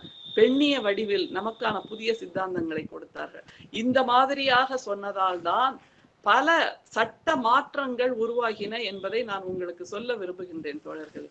பல சட்ட மாற்றங்கள், இந்த மாதிரியான மாற்றங்கள் வருவதற்கு முன்பு எத்தனை விதமான கொடுமைகள் பெண்ணுக்கு இழைக்கப்பட்டிருந்தன என்பதை நீங்கள் புரிந்து கொள்வதற்கு இது வசதியாக இருக்கும். இதை சொல்லும் போது உடன்கட்டை ஏறுதல் தடை சட்டம், இந்து விதவை மறுமண சட்டம், இந்து விவாகரத்து சட்டம், தேவதாசிகள் ஒழிப்பு சட்டம், குழந்தை திருமணம் தடை சட்டம், பெண் சொத்துரிமை சட்டம், ஜீவனாம்சம் பெறும் உரிமை சட்டம், வரதட்சணை தடை சட்டம், பெண் சீண்டல் சட்டம், பெண் சீண்டல் தடை சட்டம், பாலியல் வன்புணர்வு தண்டனை சட்டம், உழைக்கும் பெண்களுக்கான சட்டம், கல்வி சட்டம், கருத்து சுதந்திரம், கருத்து சுதந்திர பாதுகாப்பு சட்டம், பெண் கரு கலைப்பு தடை சட்டம், இப்படியாக ஒரு 15-20 புதிய சட்டங்கள் இந்த கவிஞர்களின் குரலுக்கு அப்புறம் தேசத்தில் சுதந்திரம் பெற்ற பின்பு உருவாக்கப்பட்டதென்றால் இந்த 15-20 சமூக அநீதிகளும் பெண்களுக்கு நிகழ்த்தப்பட்டு கொண்டிருந்தன என்பதை நமக்கு சொல்லவில்லையா?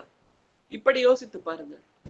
ஒரு புதிய சட்டம் உருவாகிறது என்றால் அதற்கு முன்பாக அந்த அநீதி நிகழ்த்தப்பட்டது என்பதுதானே நிஜம். எனவே ஒரு 20 வகையான சட்டங்கள் பெண் சார்பில் உருவாக்கப்பட்டிருக்கின்றன என்றால் அதற்கு முக்கிய முன்னெடுப்பாக, முக்கிய குரலாக ஒலித்தவர்கள் தான் நம்முடைய பாரதியார், பெரியார், பாரதிதாசன் என்பதை நாம் மறந்துவிட முடியாது.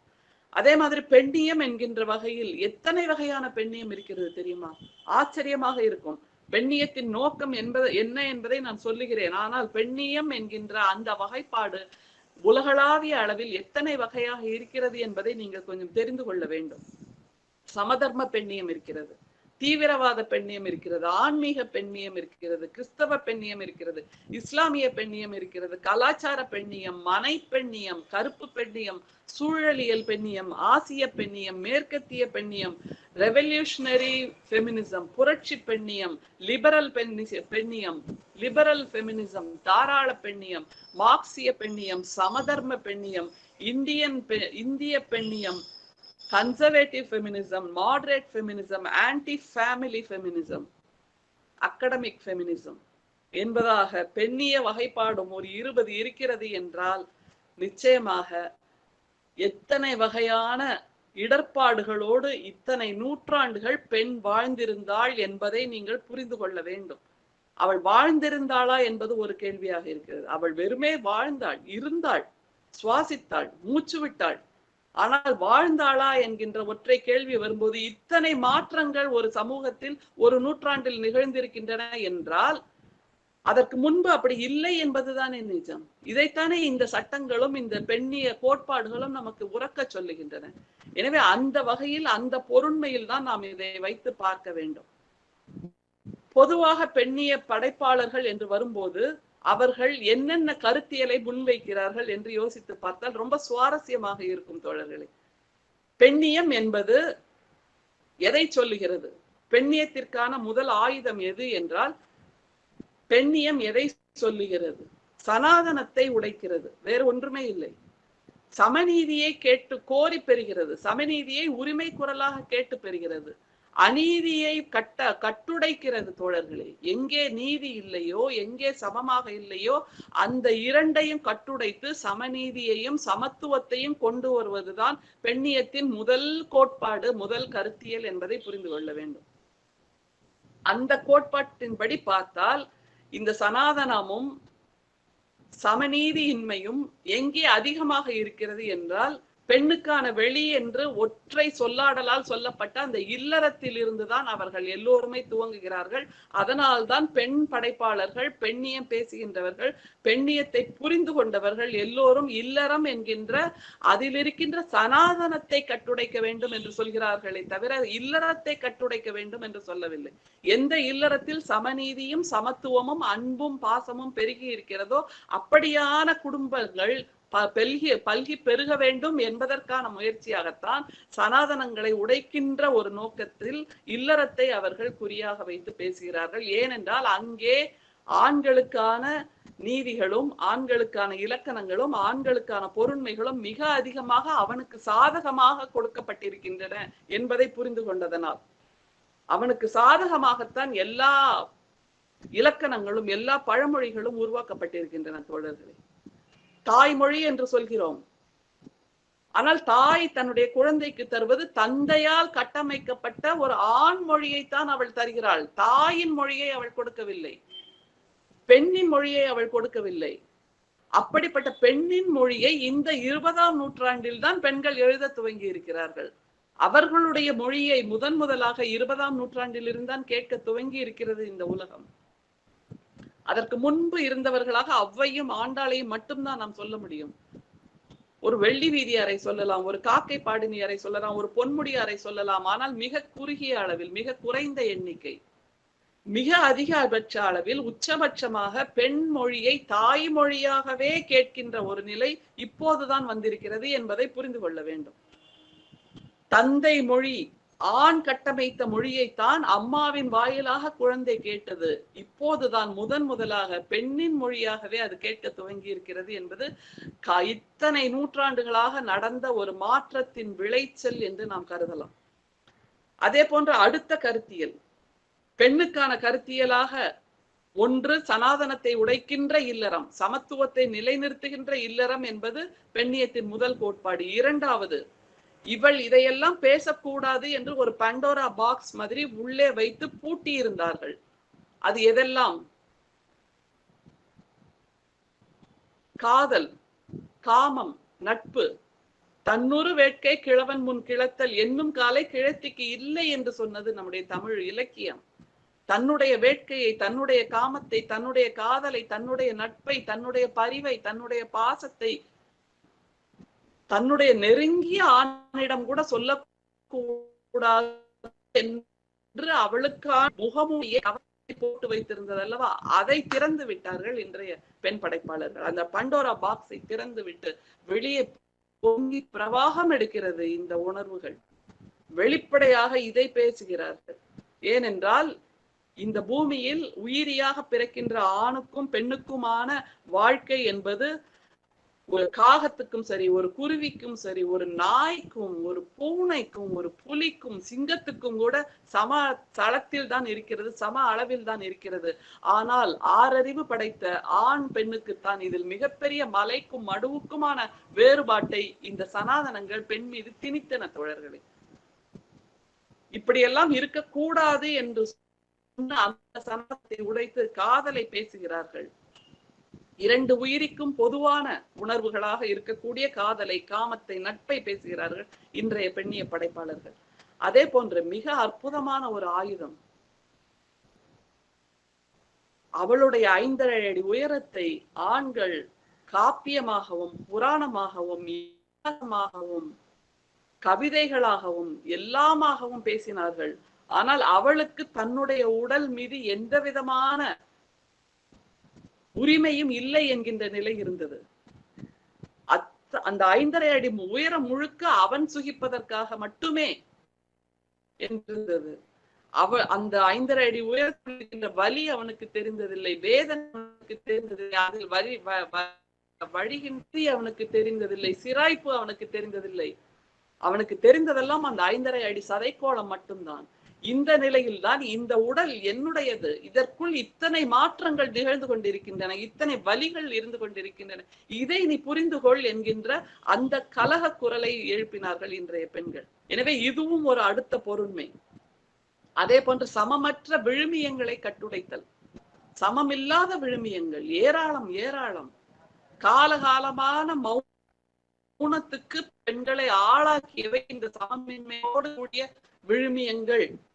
கற்பு என்கின்ற ஒரு நிலை, பாரதியார் தான் முதலாக அதை உடைக்கிறார். கற்பென சொன்னால் 2 பேருக்கும் அதை பொதுவில் வைப்போம், 2 பேருக்கும் அதை பொதுவில் வைப்போம். கற்பெனப்படுவது சொல் திறம்பாமை என்கின்ற அந்த ஒரு ஒற்றை பொருண்மையை, விழுமியத்தை மாற்றி கற்பு என்பதை பெண்ணின் உடல் சார்ந்த ஒரு விஷயமாக கொண்டு வந்து அதைத்தான் அவள் காக்க வேண்டும், அதுதான் அவளுடைய வாழ்வின் மிக முக்கிய நோக்கமாக இருக்க வேண்டும் என்று சொன்ன இதே சனாதன ஆண்கள் தான் வரைவின் மகளிர் என்ற ஒரு குழுவையும் ஏற்படுத்தி விட்டார்கள். வரைவின் மகளிர் அவர்களாகவே உருவாகவில்லை. இந்த கற்பு என்கிற நிலையை மீறிய ஆண்களால் உருவாக்கப்பட்டதுதானே வரைவின் மகளிர். எனவே இந்த சிக்கல்களை கேள்வி கேட்பது அடுத்த பொருண்மையாக இருக்கிறது. பெண்களுக்கு கொடுக்கின்ற எல்லா விழுமியங்களையும் நாங்கள் அப்படியே ஏற்றுக்கொள்ள மாட்டோம், சீர்தூக்கி பார்ப்போம், பகுத்தறிவால் சிந்தித்து பார்ப்போம். அதற்கு நம்முடைய சமூகத்தில் ஏற்பட்ட விஞ்ஞான அறிவியல் பூர்வமான மாற்றங்கள் 18ஆம் நூற்றாண்டிலிருந்து மேலை நாட்டிலும் சரி கீழே நாட்டிலும் சரி கொடுக்கப்பட்ட எல்லாமே அப்படியே ஏற்றுக்கொள்ளப்படவில்லை. எல்லாம் ஆராய்ச்சிக்கு உட்படுத்தப்பட்டு, சமூகம், மதம், விழுமியங்கள் எல்லாமே ஆராய்ச்சிக்கு உட்படுத்தப்பட்டு அதன் மூலம் நிரூபிக்கப்பட்டால் மட்டுமே அவை பொருண்மைகளாக ஏற்றுக்கொள்ளப்பட்டன. அந்த வகையில் தான் இன்றைய பெண்ணியவாதிகளும் இயங்கிக் கொண்டிருக்கிறோம் என்பதை நீங்கள் புரிந்து கொள்ள வேண்டும். அதே போன்று குழந்தைகளை கொண்டாடுதல், ஆணின் சனாதனத்தை கேள்வி கேட்கின்ற இதே பெண்ணிய குரல் தான் குழந்தைகளை சமத்துவத்தோடு வளர்க்க வேண்டும் என்கின்ற ஒரு சமநீதியை புது கவிதையில், பெண்ணிய கவிதைகளில் கொண்டாடி கொண்டிருக்கிறார்கள் தோழர்களே. அதை விட மிக முக்கியமான உலகத்துக்கான கலக குரல் என்று சொன்னார்கள் புது கவிதையும் பெண்ணியத்தையும். இதையெல்லாம் முறித்து போட்டு உலக குரல் என்று ஒற்றை தளத்தில் இருந்து புது கவிதையும் பெண்ணியமும் ஓரிடத்தில் கலக குரலுக்கு பதிலாக உலக குரலாக உரத்த குரல் எழுப்பிக் கொண்டிருக்கிறது என்றால் அது போருக்கு எதிரான, வன்முறைக்கு எதிரான குரலாக எழுப்பிக் கொண்டிருக்கிறார்கள். போருக்கு எதிரான குரல் எது என்றால் முதலில் ஒலிக்கிறது பெண்ணின் குரல் தான் தோழர்களே, புதுக்கவிதையின் குரல் தான். காரணம், எந்த சூழலில் வன்முறை நடந்தாலும், எந்த சூழலில் போர் நடந்தாலும் அங்கே முதலில் பாதிக்கப்படுவது குழந்தைகளும் பெண்களும் தான் என்பதை இந்த உலகம் பார்த்து கொண்டுதான் இருக்கிறது. குழந்தைகளுக்கும் பெண்களுக்கும் வன்முறை நிகழும் போது ஒரு கள்ள மௌனம் சாதிக்கிறது அல்லவா இந்த சமூகம். அதை எதிர்த்து குரல் கொடுக்கின்ற இரண்டு போர் ஆயுதங்கள் புது கவிதையும் பெண்ணியமும் என்பதனால் இந்த பொருண்மை எனக்கு புல்லரிப்பை தருகிறது தோழர்களே. எவ்வளவு அற்புதமாக இரண்டையும் ஒன்றாக்கி ஒரு மிகப்பெரிய அமுத சுரபியை நம்முடைய பூண்டி புஷ்பம் கல்லூரி இன்றைக்கு நம்முடைய சமூகத்துக்கு கொடுத்து கொண்டிருக்கிறது. அற்புதம் தோழர்களே, அற்புதம். இனிமேல் கொஞ்சம் இந்த கலக குரல்கள், உலக குரல்களிடம் நான் உங்களை அழைத்து போக போகிறேன். கொஞ்சம் கேட்டு பாருங்கள். ஏன் ஆண் கவிதைகளை நாங்கள் அப்படி புறம் தள்ளுகிறோம் என்றால், மீண்டும் மீண்டும் போலியான, மேம்போக்கான, மினுமினுப்பான, காக்கை பொன் மாதிரியான வார்த்தைகளை வைத்துக்கொண்டு உணர்வுகள் அற்று, உணர்ச்சிகளை புரிந்து கொள்ளாமல், உள்மனம் பேசுகின்ற மௌனங்களை புரிந்து கொள்ளாமல், எங்களுடைய வார்த்தைகளுக்கு இடையே இருக்கின்ற இடைவெளிக்குள் இருக்கின்ற அர்த்தங்களை புரிந்து கொள்ளாமல், இடைவெளிக்குள் குந்தி உட்கார்ந்திருக்கின்ற உண்மைகளை புரிந்து கொள்ளாமல், வெறுமனே வெற்று பேச்சாகவே சலசலத்து ஓடுகின்ற இந்த ஆண் கவிதைகள், ஆண் எழுத்துக்களை எல்லாம் புறம் தள்ளுகிறோம் என்பதற்கு ஒற்றை காரணம் இதுதான். எங்களிடம் மொழி கைவந்து விட்டது, நாங்கள் கையில் எடுத்துக்கொண்டோம். இனிமேல் எங்களுக்காக நீங்கள் குரல் கொடுக்க வேண்டாம், எங்களுக்கான குரலை நாங்களே கொடுத்துக் கொள்கிறோம் என்கின்ற வகையில்தான் முதலில் இதுவரைக்கும் நாங்கள் எப்படி இருந்தோம் என்பதற்கான ஒரு கவிதையை உங்களுக்கு வாசித்து காட்டுகிறேன். நிச்சயமாக இது அத்தனை பேருக்கும் அனுபவம் இருக்கும். தோழர்களிடம் ஒரு வேண்டுகோள் வைக்கிறேன். நீங்கள் உங்கள் அம்மாவிடம் கொஞ்சம் பக்கத்தில் உட்கார்ந்து கேட்டு பாருங்கள். உங்கள் மனைவியை கூட நீங்கள் புறம் தள்ளி விடுங்கள் முதலில். ஏனென்றால் அவள் சொல்லும் போது அது உங்களுக்கான குற்றச்சாட்டாக தோன்றும். ஆனால் உங்கள் அம்மா, உங்கள் மகள், உங்களின் நம்பிக்கையாக, எதிர்கால சமூகத்தின் நம்பிக்கையாக, வேறாக விளங்கி இப்போது வளர்ந்து கொண்டிருக்கிறாள் அல்லவா, அவளுக்கு நீங்கள் ஆரோக்கியமான சமூகத்தை கொடுக்க வேண்டாமா? ஒரு ஆரோக்கியமான ஆணின் கையில் அவள் சென்று சேர வேண்டாமா? இப்படி சொல்வதும் கூட பெண்ணியத்தின் மாற்று கருத்தாக இருக்கும். அவள் ஒரு சமூக பிரஜையாக, சமூக பிரஜையாக, ஆரோக்கியமான சிந்தனை உள்ள பெண்ணாக வளர்வதற்கு நீங்கள் அவளுக்கு இதை கொடுக்கலாம். அந்த வகையில் இந்த கவிதையை கேளுங்கள். தோசை வாழ்க்கை என்று ஒரு கவிதை. ஒரு பெண் எப்படி தோசையோடு மட்டுமே வாழ்ந்து கொண்டிருக்கிறாள் என்பதை, அந்த பெண்ணிய கருத்துக்களை எல்லாம் உயர்தளத்தில் வைத்துவிட்டு மிக எளிமையாக நம்முடைய சமூகத்துக்கு அத்தனை பேருக்கும் புரிகின்ற வகையில் சில படைப்பு இலக்கியங்களை உங்களுக்கு தர விரும்புகின்றேன். அவளின் தோசை என்ற கவிதை. இந்த தோசை என்பது ஒரு குறியீடு, அதையும் நாம் புரிந்து கொள்ளலாம். அவளின் அடையாளம் தோசை, அவளின் அளவுகோல் தோசை, அவளின் இரட்டை சகோதரி தோசை. ஒரு நாளுக்கு 10 தோசை, 365 நாளுக்கு 3650 தோசை, 60 ஆண்டு சராசரி வாழ்வில் 2,19,000 தோசைகள் சுடுகிறாள் அவள். ரொம்பவும் கருகாமல், ரொம்பவும் முருகாமல், பதம் தப்பி போகாமல் ஜெயிக்க வேண்டும் தோசை வாழ்க்கை. ஒவ்வொரு தோசையும் அவளுக்கு முழு பரீட்சை.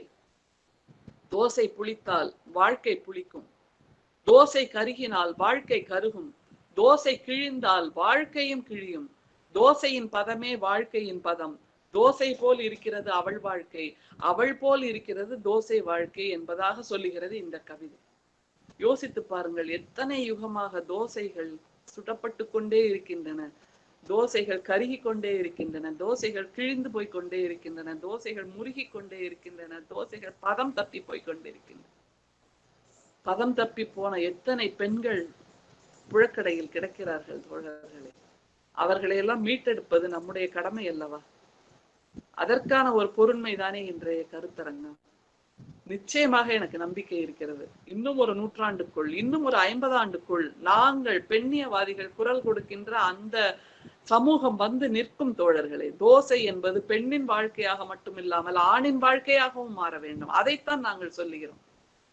இல்லறம் என்பது ஆணும் பெண்ணும் சமமாக இருக்கின்ற ஒரு தளம் என்னும் போது பெண் மட்டும் ஏன் அடித்தளத்திலேயே இருக்கிறாள்? அந்த அடித்தளம் எப்படி இருக்கிறது, மூச்சடைப்பதாக இருக்கிறது என்பதை ஆணும் கொஞ்சம் வந்து பார்க்க வேண்டும். ஆணுக்கு வெளி உலகம் மட்டுமே என்ற அந்த சனாதனம் இனிமேல் தேவையில்லை. இல்லறம் என்கின்ற போது அங்கே தொங்குகின்ற ஒட்டடையில் ஆணுக்கும் பங்கிருக்கிறது, பெண்ணுக்கும் பங்கிருக்கிறது. அடுப்படியில் இருக்கின்ற கரி துணியில் ஆணுக்கும் பங்கிருக்கிறது, பெண்ணுக்கும் பங்கிருக்கிறது. 2 பேரும் ஒன்றிணைந்துதானே ஒரு குழந்தையை உருவாக்குகிறார்கள். குழந்தைக்கான உயிர்த்துளியை கொடுத்து விட்டு அவன் நகர்ந்து விட அவள் வாழ்க்கை முழுதும் தன்னுடைய குழந்தையை சுமந்து கொண்டே திரிகிறாளே. 10 மாதம் வயிற்றில் சுமப்பதை தாண்டி வாழ்க்கை முழுதும் தன்னுடைய உடம்பில், தன்னுடைய எண்ணத்தில், தன்னுடைய நினைப்பில், ஞாபகத்தின் அடுக்குகளில் அவள் சுமக்கிறாள். அவன் காணாமல் போகிறான் அல்லவா? இந்த சனாதனத்தை கட்டுடைக்க வேண்டும். அவனுடைய வெற்றி மாலைகளில் அவளுக்கும் பங்கு இருக்கிறது, அவனுடைய பீடங்களில் அவளுக்கும் பங்கு இருக்கிறது, அவனுடைய கிரீடங்களில் அவளுக்கும் பங்கு இருக்கிறது, இல்லறத்தில் அவனுக்கும் பங்கிருக்கிறது. இதைத்தான் பெண்ணியம் சொல்லுகிறது, புதுக்கவிதையும் சொல்லுகிறது தோழர்களே. குடும்பம் என்கின்ற அமைப்பு, படிதாண்டா பத்தினி என்கின்ற ஒரு பழமொழியை வைத்துக் கொண்டு எத்தனை பெண்கள், எத்தனை கோடி பெண்களை இந்த சமூகம் இருட்டறைக்குள்ளேயே வைத்து பூட்டி வைத்திருந்தது என்பதை 2 வரி. உலகம் உருண்டையானது என்கின்றனர். என் வீட்டு ஜன்னலின் வழி குனிந்து நிமிர்ந்து எப்படி பார்த்தாலும் சதுரமாய்த்தான் தெரிகிறது இல்லையா? யோசித்து பாருங்கள். உங்கள் வீட்டு பெண்ணிடம் கேட்டு, உங்கள் மகளிடம் கேட்டு பாருங்கள். இனிமேல் என்னுடைய வேண்டுகோள் இதுதான். உங்கள் மகளுக்கு வெறும் சதுரமான ஒரு ஜன்னலை நீங்கள் பரிசளிக்க விரும்புவீர்களா தோழர்களே? அவளுக்கு உலக உருண்டையை கையில் எடுத்து கொடுக்கத்தானே நீங்கள் விரும்புவீர்கள். வெறுமே சதுரமான ஒரு ஜன்னலை போதும் என்று உங்கள் மகளுக்கு நீங்கள் தருவீர்களா? அப்படி தந்தால் நீங்கள் உண்மையான தகப்பன் தானா, உண்மையான அப்பன் தானா என்கின்ற ஒற்றை கேள்வி எழவில்லை? அவளுக்கு இந்த வானத்தை கொடுப்பீர்கள், பூமியை கொடுப்பீர்கள், ஜீவநதியை கொடுப்பீர்கள், மழையை கொடுப்பீர்கள், எல்லாவற்றையும் கொடுப்பீர்கள் என்றால் அதே உரிமையை உங்கள் மனைவிக்கும் கொடுக்க வேண்டும் என்பதற்கான குரல் தான் இந்த பெண்ணிய குரல். எனவே சதுரமான ஜன்னல்கள் இனிமேல் வேண்டாம். உலக உருண்டையை உங்கள் மகளின் கையில், உங்கள் மனைவியின் கையில் அள்ளி கொடுங்கள் தோழர்களே. அங்கே அன்பு பிரவாகமாக பொங்கி வரும். அங்கே பாசம், சமநீதி, சமத்துவம் எல்லாமே பிரவாகமாக பொங்கி வரும் என்பது சர்வ நிச்சயம். இன்னும் ஒரு கவிதை. எத்தனை விதங்களில் நீங்கள் வார்த்தைகளால் பெண்களை வதைக்கிறீர்கள் என்ற அந்த உண்மையை புட்டு வைக்கிறோம். வேற ஒண்ணுமே இல்லை. நீங்க தெரியாம கூட சொல்லியிருப்பீங்க. தெரியாம சொல்லிட்டு அப்படியே நகர்ந்து போயிடுவீங்க. நாங்கள் அந்த வார்த்தையோட விக்கித்து நின்று போய் விடுகிறோம், ஸ்தம்பித்து நின்று போய் விடுகிறோம். இந்த சிலுவை என் முதுகிலாய் அறையப்பட்டது என்கின்ற அந்த வேதனை திரும்பி வந்தாலும் வா அப்படின்னு கட்டில் அறைக்கு அழைத்து சொல்வீர்களே தவிர, வலிக்கிறதா, நான் சொன்னேனே வலிக்கிறதா, மன்னித்துக்கொள் தாயே என்ற ஒற்றை வார்த்தை என்றைக்காவது உங்களிடம் இருந்து வந்திருக்கிறதா? இல்லையே. அதைத்தான் கேள்வி கேட்கிறது இந்த கவிதை. விபச்சாரியின் மறைவிடங்களில் பதுங்கி திரிபவள் நீ என்கின்ற உன் கற்பனையை கேட்டபடி இங்கேதான் இருந்து கொண்டிருக்கிறேன் நான். என் நண்பன் ஒருவனின் அடையாளம் சொல்லி இவன் உங்கள் தகப்பன் எனவும், தன் குழந்தைகளை கொன்ற தாய்க்கு என் சாயல்கள் அதிகம் எனவும் நம் குழந்தைகளுக்கு நீ சொல்கையில் பிடிபடுகிறது உன் ஆதிக்க வெளியின் எல்லை என்னோடு மட்டும் முடிவதில்லை என. இன்னும் ஒரு கலக குரல், இன்னும் ஒரு கதறல் தோழர்களே. உங்களுடைய ஆதிக்கத்தை நீங்கள் அடுத்த தலைமுறைக்கும் கடத்தி கொண்டிருக்கிறீர்கள். உங்களுடைய விஷ விதைகளை அடுத்த தலைமுறைக்கும் கடத்தி கொண்டிருக்கிறீர்கள் என்கிற பெண்ணியம் இது. தயவு செய்து இனிமேல் பெண்ணை, அவள் மீது தவறு செய்யாதவர்கள் கல்லெறியுங்கள் என்றார் இயேசு கிறிஸ்து. யாராலும் கல்லெறிய முடியவில்லை. ஆனால் பெண்ணுக்கு மட்டும் மீண்டும் மீண்டும் தீயில் இறங்க சொல்வதும் அவளுடைய கற்பை தினம் தினம் நிரூபிக்க சொல்வதுமான அந்த சிலுவைகள் கிடைத்து கொண்டுதானே இருக்கின்றன. எத்தனை சுலபமான வார்த்தைகள், அகராதியின் மிக மோசமான வார்த்தைகள், மிகவும் நாற்றமடிக்கும் வார்த்தைகள் எல்லாம் எங்கள் மீது தூவப்பட்டு கொண்டிருக்கின்றன. அதையெல்லாம் சகித்து கொண்டுதான் ஒரு புன்னகையோடு நாங்கள் உங்களோடு வாழ்ந்து கொண்டிருக்கிறோம் என்பதைத்தான் இன்றைய பெண்ணிய கவிஞர்கள் சொல்கிறார்கள் தோழர்களே. இன்னும் ஒரு கலக குரல், என் வாழ்வு என் இலக்கு. இந்த பெண்மணி தீர்மானித்து விட்டார் எது தன்னுடைய இலக்கு என்று. என் வாழ்வு என் இலக்கு, தீர்மானிக்க நிர்மாணிக்க உரிமை இல்லையா எனக்கு?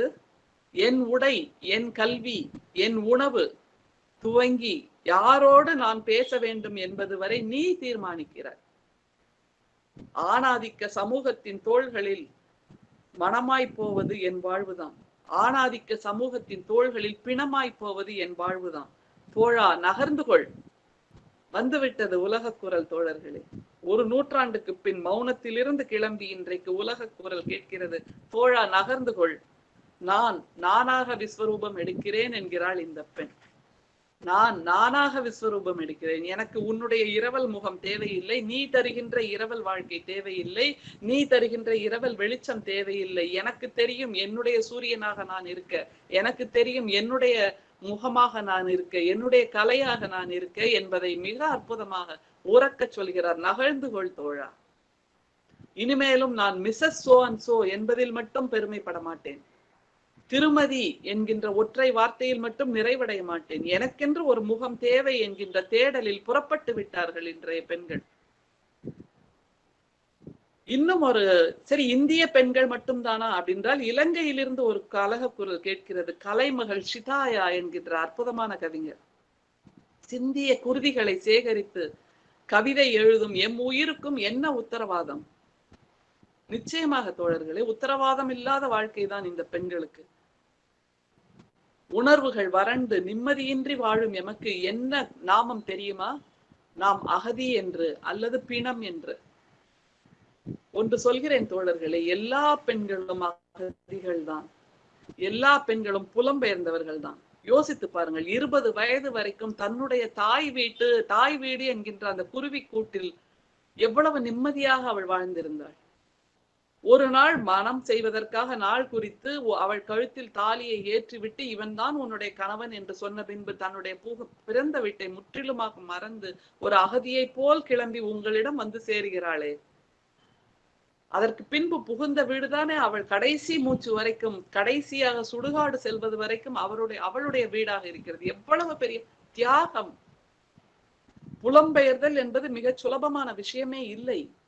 வேரோடும் வேரடி மண்ணோடும் கிளம்பி அகதியாக புலம்பெயர்ந்து சகலத்தையும் மறந்து துறந்து உங்களோடு வந்து சேருகின்ற அவளுக்கு நீங்கள் இன்னமும் கொஞ்சம் ஆசுவாசத்தை கொடுக்க வேண்டிய கடமை உங்களுக்கு இருக்கிறதல்ல. அதைத்தான் கேட்டு பெறுகிறார்கள் இந்த பெண்கள். உங்கள் சனாதனத்தை உடைக்கிறார்கள். காரணம், நீங்கள் இப்படி இருக்கிறீர்கள், நிமிர்ந்து நிற்கின்ற மூங்கிலாக இருக்கிறீர்கள், அவள் நாணலாக இருக்கிறாள், நீங்களும் நாணலாக இருங்கள் என்று வேண்டுகோள் விடுக்கிறாள் தோழர்களே. இன்னும் ஒரு கவிதை, அந்த படிமத்தை பாருங்கள். இதுல என் இறகு ஒடித்து பதட்டமற்று காது குடைகிறாய் நீ. உனக்கு காது குடைவது ரொம்ப சுகமா இருக்கும், அப்படியே குடைஞ்சுக்கிட்டே இருக்கலாம். ஆனால் இறகு வற்றி போவது, இறகு அற்று போவது இவள். இறகு இல்லாமல் அவள் தத்தி தத்தி நடக்கிறாள் என்கின்றது வலியான காட்சியாக இல்லையா? உன்னுடைய சுகத்துக்காக, உன்னுடைய சௌஜன்யத்துக்காக, உன்னுடைய ரசனைக்காக நீ காது குடைவதற்காக அவளுடைய இறகை பிரித்து போடுகிறாயே. நியாயமா தோழர்களே என்பதைத்தான் இந்த கவிஞர் கேட்கிறார். இன்னும் ஒரு நேரடியாக தாக்குகின்ற கவிதை, கம்பீரம் உன் குறி விரைப்பில் என்பது பொய். சிலவற்றை செய்தும் சிலவற்றை செய்யாமலும் நிகழ்த்தல் அது. எதையெல்லாம் நிகழ்த்தக்கூடாது என்பதை இந்த பெண் சொல்கிறாள். கூட்ட நெரிசலில் இடிக்காது நிற்றல். ஒரு பெண்ணிடம் மன்னிப்பு கேட்கையில் ஆண்மை குறைவை உணராது இருத்தல். உன் உணவை நீயே பரிமாறிக்கொள்ள தயங்காது இருத்தல். பார்க்கும் முலைக்குள் எல்லாம் உன் மொழியை புதைக்காதிருத்தல். எத்தனை எளிய வார்த்தைகள் இவை! உருவமற்ற மண்ணுலகில் ஒளி தோன்றுக என்ற ஒற்றை அறிவிப்பில் ஒளியை தோன்ற வைத்த கடவுள் தான் உருவாக்கிய ஆணிடம் கம்பீரம் தோன்றுக என கடைசி வரை ஏன் கூறவே இல்லை? முதலில் சொன்னேன் அல்லவா, கொடுக்கப்படுகின்றவற்றை அப்படியே ஏற்றுக்கொள்ளாமல் அதில் பகுத்தறிவை புகுத்தி அதில் நியாயமான தர்க்கம் வந்தாலே ஒழிய ஏற்றுக்கொள்ள பெண்கள் தயாராக இல்லை என்று இதைத்தான் கேட்கிறார். ஒளி தோன்றுக என்று சொன்னவுடன் உலகில் ஒளி தோன்றியது என்று நாம் சொல்லுகிறோமே, தான் படைத்த ஆணிடம் கம்பீரம் தோன்றுக என்று ஏன் சொல்லவில்லை? மூளைக்கு மூளை சிறுநீர் கழிக்காதே என்ற ஒரு ஒரு அறிவிப்பை நாம் பார்க்கிறோம். யார் சிறுநீர் கழிக்கிறார்? மிக சாதாரணமான ஒரு விஷயம் இது, மிகவும் சாதாரணமா. ஆனால் இதுதான் அசாதாரணம் தோழர்களே.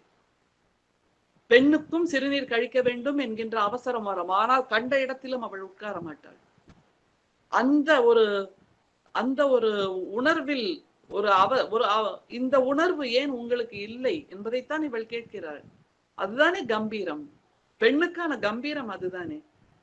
எல்லா இடங்களிலும் மேய போவதில்லை என்பது பெண்ணுக்கான கம்பீரம் என்றால் ஆணுக்கு ஏன் அது இல்லை என்கின்ற ஆதங்கத்தை கேட்கிறார். வேற ஒண்ணுமே இல்லை. உங்கள் மீது சனாதனத்தை திணிக்கவில்லை.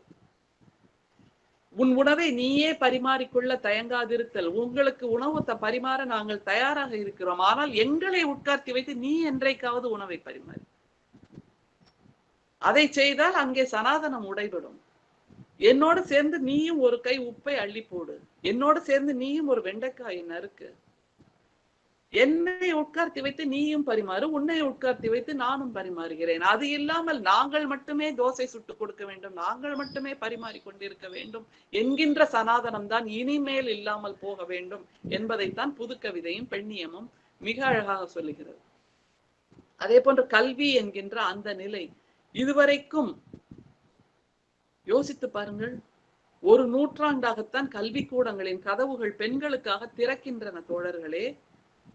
அந்த கதவுகள் கூட திறக்காத தேசங்கள் இன்னமும் இந்த பூமி பந்தில் இருக்கின்றன என்பதை ஒரு ஆப்கன் தேசத்து கவிஞர் சொல்லுகிறார். லீமா என்கின்ற அந்த ஆப்கன் தேசத்து கவிஞர் சொல்கிறார். அந்த கவிஞர் ஒரு சின்ன பெண்ணாக இருந்த போது எழுதிய கவிதை. அவளுக்கு கல்வி மறுக்கப்பட்ட அந்த ஒரு சூழலில் அவள் கேட்கிறாள், you won't allow me to go to school, I won't become a doctor, remember this, one day you will be sick. நீங்கள் என்னை பள்ளிக்கு அனுப்ப மறுக்கிறீர்கள், நான் மருத்துவராக முடியாது, நினைவில் கொள்ளுங்கள், நீங்கள் ஒரு நாள் நோயாளி ஆவீர்கள். எப்படி எதிர்காலத்தை குறித்துரைக்கிறாள் பாருங்கள். நீங்கள் ஒரு நாள் நோயாளி ஆவீர்கள், அப்போது உங்களுக்கு மருத்துவம் செய்ய மருத்துவர் தேவையாக இருப்பார். அந்த மருத்துவத்தை படிப்பதற்கு நான் தயாராக இருக்கிறேன், ஆனால் நீங்கள் அனுமதிக்க மாட்டேன் என்கிறீர்கள். எனவே உங்கள் நோய் வந்தால் உங்களுக்கு மரணம் சர்வ நிச்சயம் என்கின்ற எதிர்குரலை எழுப்புகின்ற ஒரு கவிதையாக, கல்வியை மறுக்கின்ற நிலையில் இருக்கின்ற சமூகத்துக்கான எதிர்குரலாக நான் இதை பார்க்கிறேன்.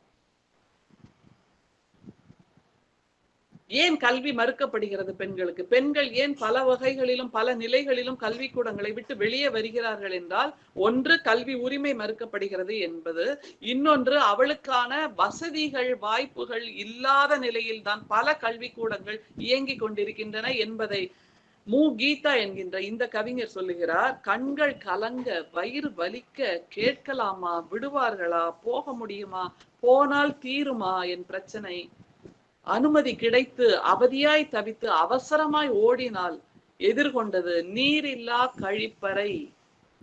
எவ்வளவு நுணுக்கமான பார்வை பாருங்கள் தோழர்களை. வெறுமை எதுகை மோனையோடு கவிதை பாடி கைதட்டல் வாங்குகின்ற அந்த படைப்பாளர்களை விட இந்த நுணுகிய பார்வை சமூகத்துக்கு தேவை. இந்த நுணுகிய பார்வை தான் சமூக மாற்றத்தை கொண்டு வர முடியும். எதிர்கால பெண்களுக்கான வாழ்வியல் சுதந்திரத்தை, வாழ்வியல் வசதிகளை இந்த கவிதைகள் தான் கொண்டு வரும் தோழர்களே. அடக்கி வைத்து அடக்கி வைத்து அடக்கி வைத்து அனுமதி கிடைத்து ஓடினால் அங்கே நீரில்லா கழிப்பறை. பெண் என்ன செய்வாள்?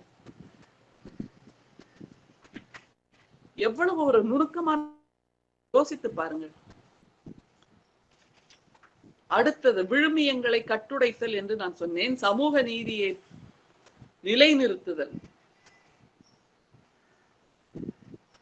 செத்து போன மாட்டை தோலுரிக்கும் போது காகம் விரட்டுவேன், வெகு நேரம் நின்று வாங்கிய ஊர்ச்சோற்றை தின்றுவிட்டு சுடுசோரென பெருமை பேசுவேன், தப்பட்டை மாட்டிய அப்பா தெருவில் எதிர்ப்படும் போது முகம் மறைத்து கடந்து விடுவேன். அப்பாவின் தொழிலும் ஆண்டு வருமானமும் சொல்ல முடியாமல் வாத்தியாரிடம் அடி வாங்குவேன். தோழிகளற்ற பின்வரிசையில் அமர்ந்து தெரியாமல் அழுவேன்.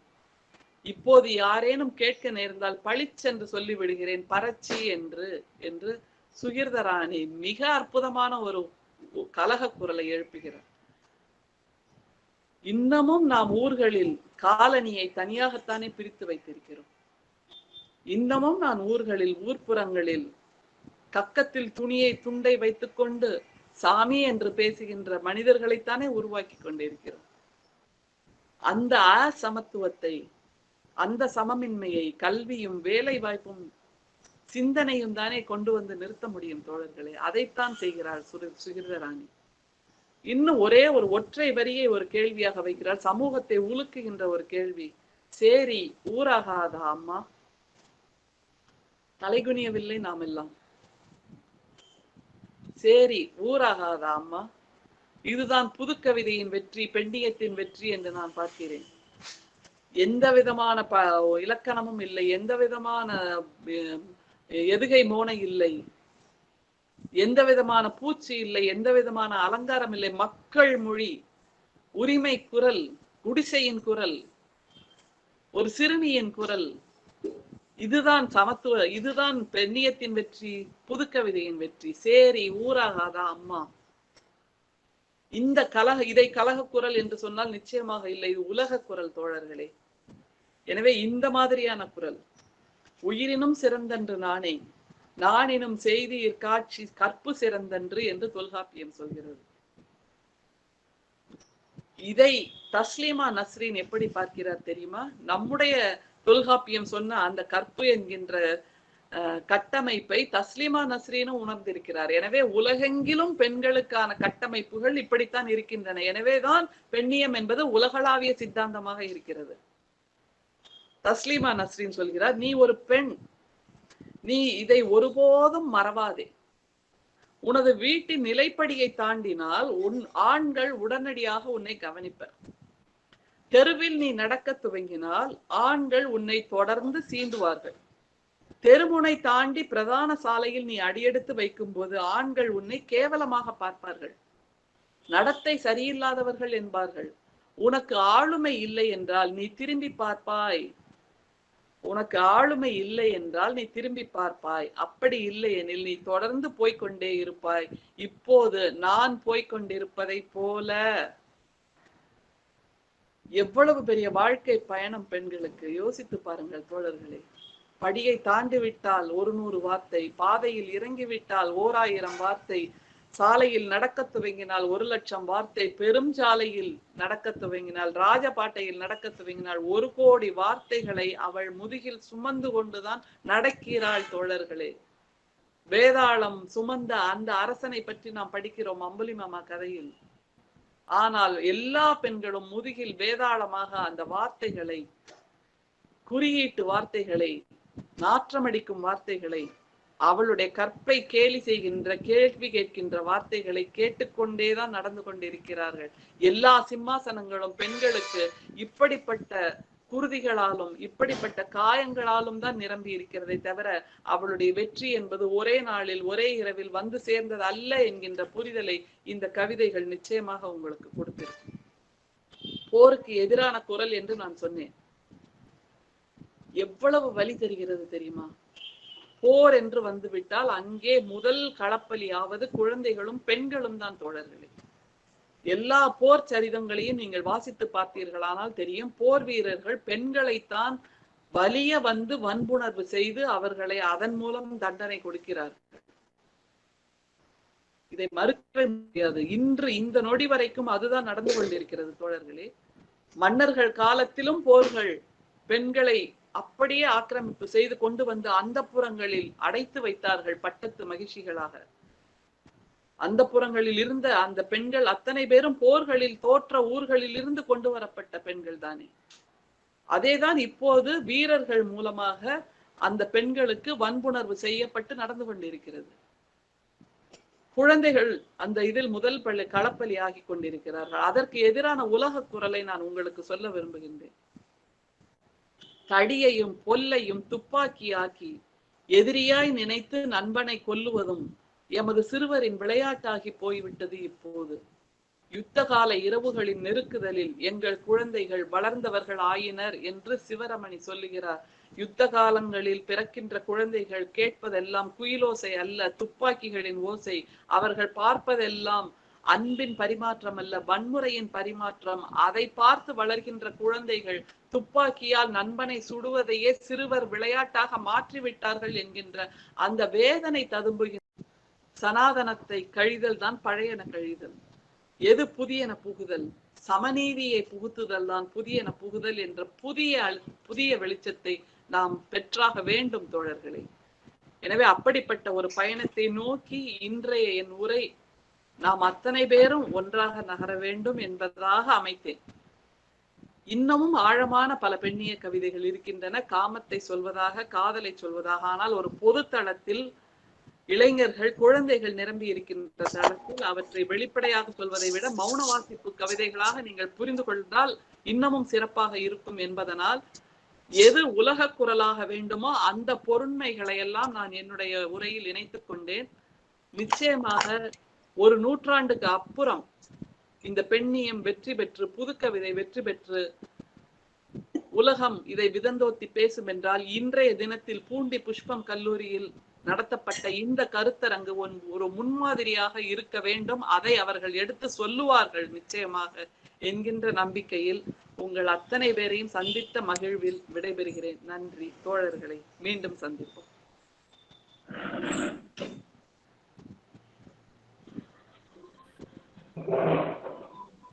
மிக்க மகிழ்ச்சிமா.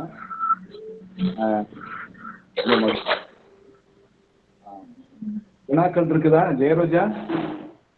ஐயா சொல்றேன். போற்றி போற்றி இந்த ஒரு சொல்றேன், இந்த ஒரு நிமிடம்.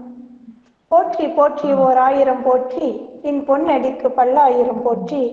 கான் சேற்றிலே புதிதாய் முளைத்த ஓர் செந்தாமரை என தோன்றி நின்றனை, பாரத நாட்டிலே சுதந்திர பேரிகை சாற்றி நின்றனை என்ற பாரதியின் வைர வரிகளுக்கு ஏற்ப இங்கு பெண்ணிய முரசு கொட்டி கொண்டிருக்கும் ஆண்டாள் பிரியதர்சினி அவர்களிடம் பங்கேற்பாளர்கள் தங்கள் கருத்துக்களையும் ஐயங்களையும் நீக்கிக் கொள்ளும் நேரம் இது. கருத்துக்களை கூறவும் ஐயங்களை நீக்கிக் கொள்ளவும் சில நிமிடங்கள் உங்களுக்கு அளிக்கப்படுகின்றது.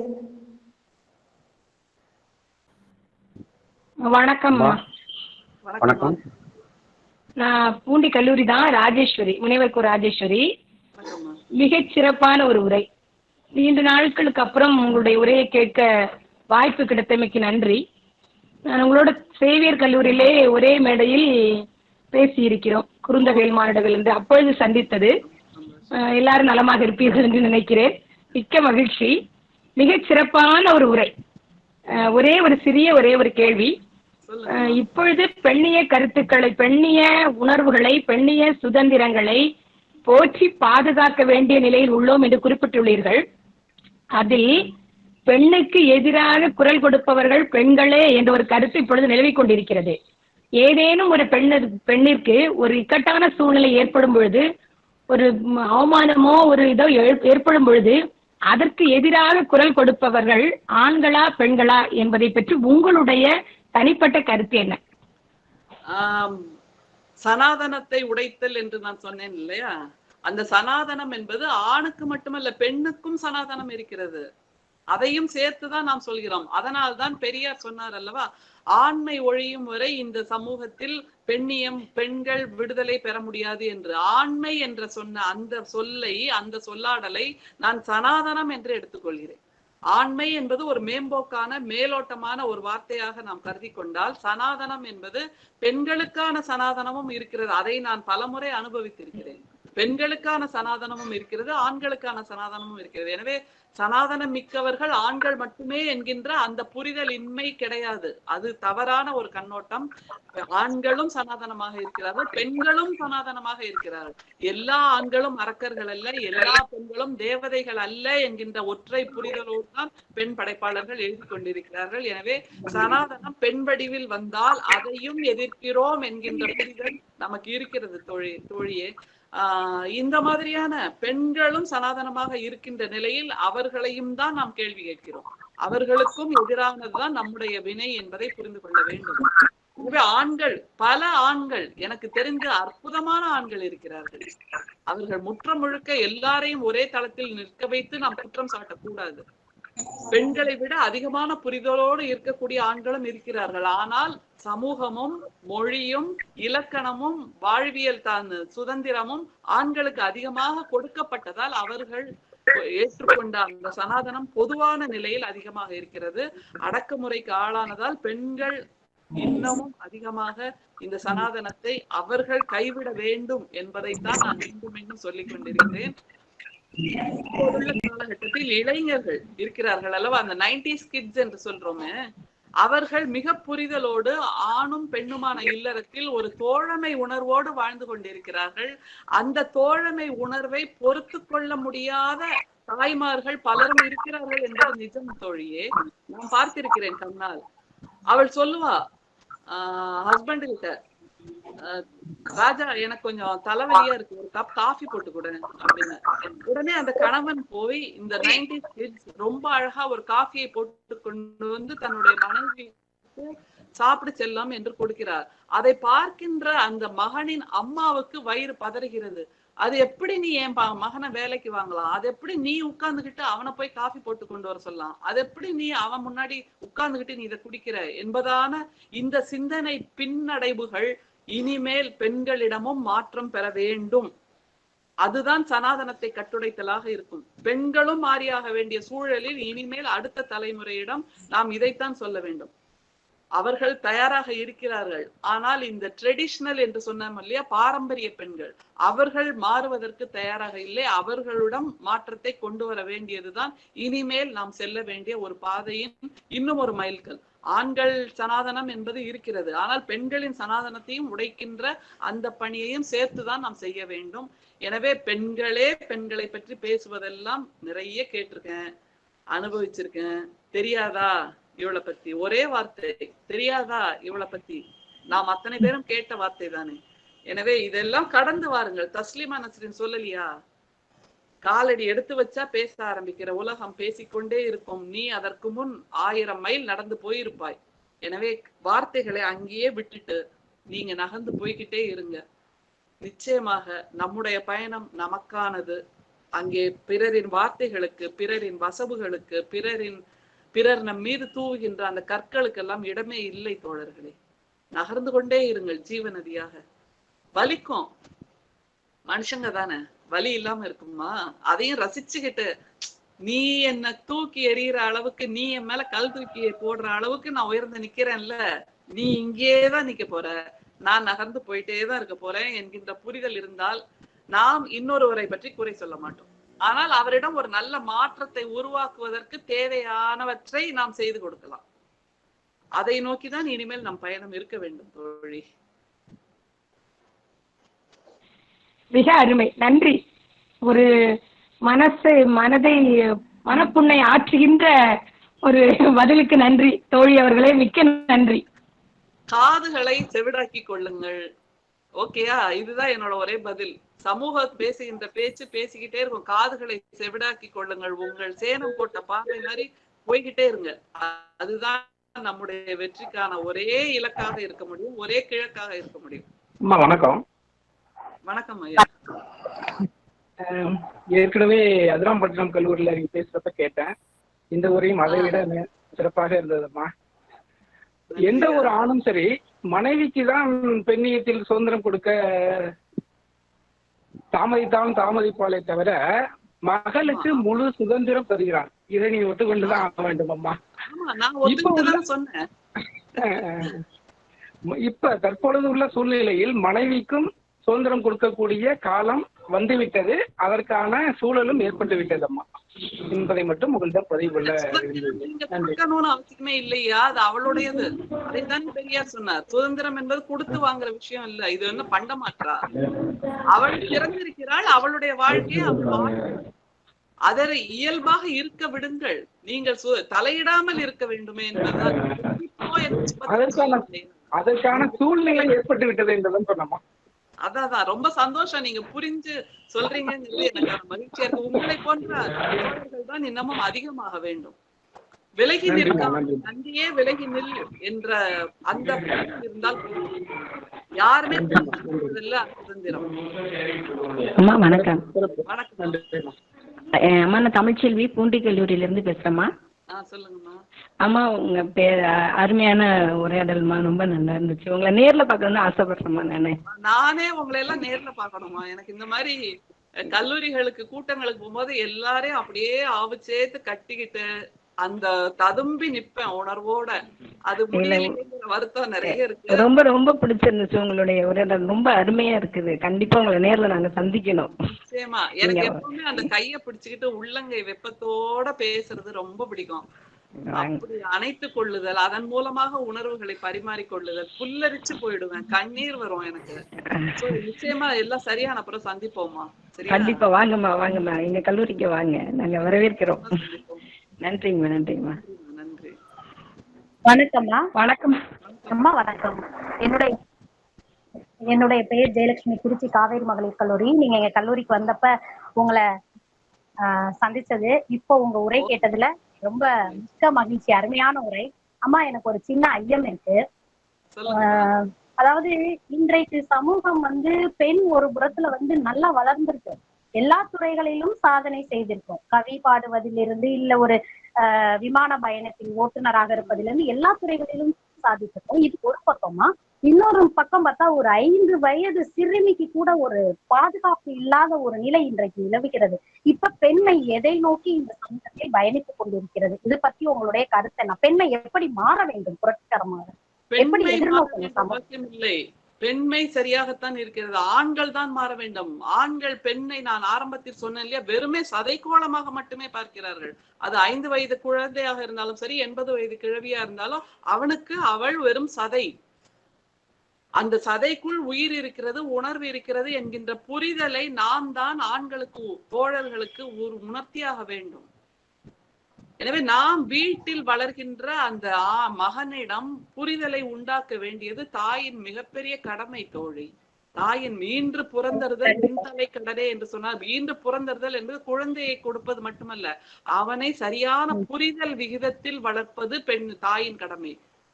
எந்த சதையோடு பக்கத்தில் வந்தாலும் உடனே கிளர்ந்து எழுந்து விடாதே. அதை சொன்னால ஒரு பெண் கவிஞர், இப்போ வெறுமே குறியின் விரைப்பு மட்டுமே உன்னுடைய கம்பீரம் இல்ல, ஒரு கூட்டத்தில் இடிக்காமல் நிற்பதுதான் உன்னுடைய கம்பீரம் என்கின்ற அந்த புரிதலை அந்த மகனுக்கு நாம் சொல்லித்தர வேண்டும். அது பெண்ணின் கையில் தான் இருக்கிறது. ஒரு மன்னிப்பு கேட்கிறாயா, அதை ஒரு தைரியமாக, ஒரு குற்ற உணர்ச்சி இல்லாமல், அவளிடம் மன்னிப்பு கேட்கிறேமே என்கின்ற அந்த உணர்வு இல்லாமல் கம்பீரமாக மன்னிப்பு கேள் என்று சொல்கிறாள். இதான் நுணுக்கமான உணர்வுகள்மா. இந்த நுணுக்கமான உணர்வுகளை கைவிட்டு நாம் மேம்போக்காக குழந்தைகளை வளர்ப்பதால், மேற்கத்திய சாயலோடு குழந்தைகள் வளர்ப்பதால் வருகின்ற பிரச்சனை இது. இதை நாம குழந்தைகளை, பொறுப்பு நம்மிடம் அதிகமாக இருக்கிறது, அவர்களுக்கும் பொறுப்பு இருக்கிறது என்று நான் சொல்கிறேன். ஆனால் நமக்கு தான் இந்த நுண்ணிய உணர்வுகள் அதிகமாக புரியும் என்பதால் ஆண் குழந்தைகளை வளர்க்கும் போது இனிமேல் சொல்ல வேண்டிய விஷயங்கள் நிறைய இருக்கின்றன. அதை தவிர இந்த மாதிரியான பெண்ணிய கருத்துக்களை பெண்களிடம் அதிகமாக பேசுவதை விட இப்போதெல்லாம் நான் அதிகமாக ஆண்களிடம் பேசுகிறேன். ஏனென்றால் அவர்களுக்குத்தான் அந்த புரிதலை கொடுக்க நாம் மறந்து விட்டோம். எனவே இந்த வெறும் சதை இல்லை பெண் என்பவள்.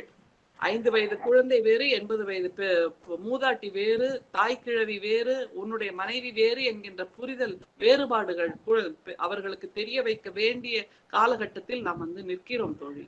எனவே இதெல்லாம் பார்க்கும்போது மனசு பதைக்குது, ஐயோ அப்படின்னா. ஆனால் புரிதல் இல்லை என்கின்ற அந்த நிதர்சனமும் நமக்கு தெரிகிறது. அதை நோக்கித்தான் இந்த மாதிரியான கருத்தரங்குகள், இதெல்லாம் அதை நோக்கித்தான். ஒவ்வொருவர் ஒவ்வொரு தளம். நன்றிமா, ரொம்ப அருமை. நன்றிப்பா. நன்றிமா. மகிழ்ச்சி ரொம்ப. உங்களை இந்த இதுல நீண்ட இடைவெளிக்கு பின் சந்தித்ததுல மகிழ்ச்சி. அனைவருக்கும் நன்றி. ஜெயரோஜா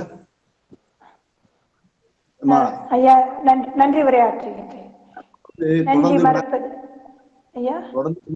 தொடர்ச்சியா போயிட்டு இருக்கோம். கவிஞர் அம்மா சொன்ன மாதிரி நம்ம வருகின்ற ஆண்டு நிச்சயமாக அம்மா அவர்களை நாம வரவழைக்கிறோம். நம்முடைய கல்லூரியின் பெருமையை ஐயா அவர்களை பற்றியும் தெரியும். நிச்சயமா. ஆமா, நேற்று கூட அம்மா என்னிடம் கூறிய பொழுது அதான் கூறினேன்.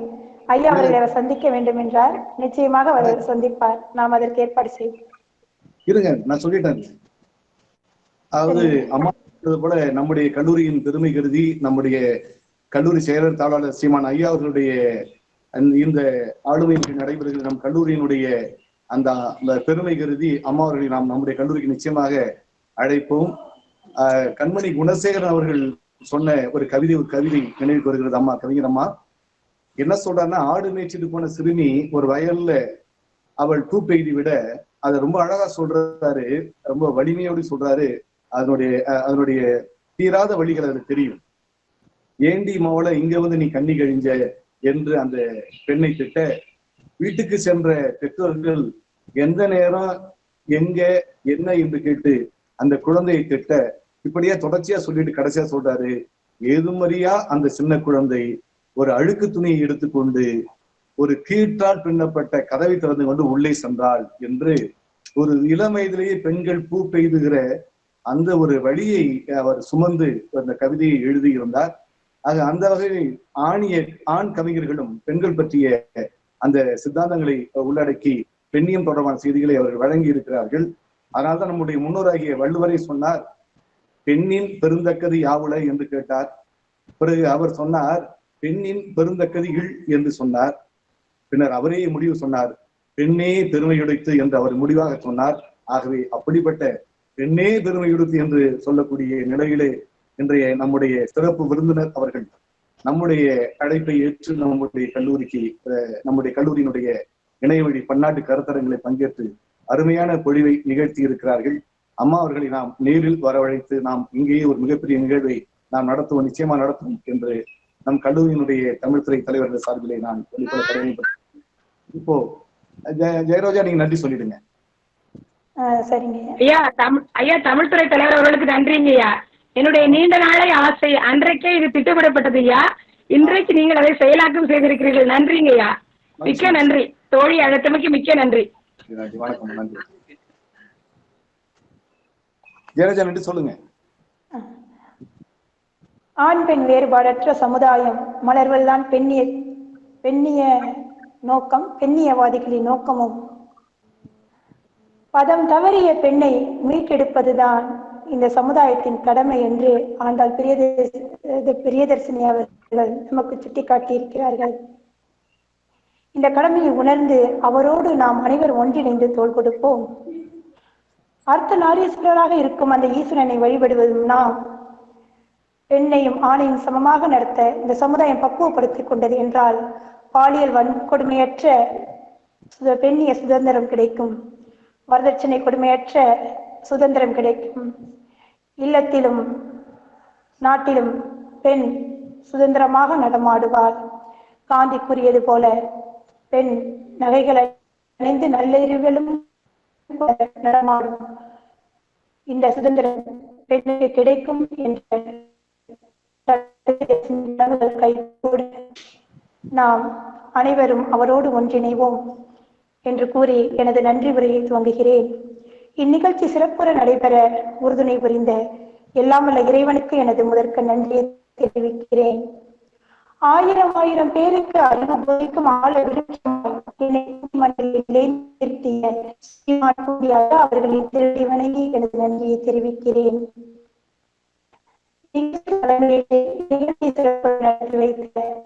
தமிழ்துறை தலைவர் முனைவர் நா. சிவாஜி கபிலன் ஐயா அவர்களுக்கு எனது உளமார்ந்த நன்றியை தெரிவிக்கிறேன்.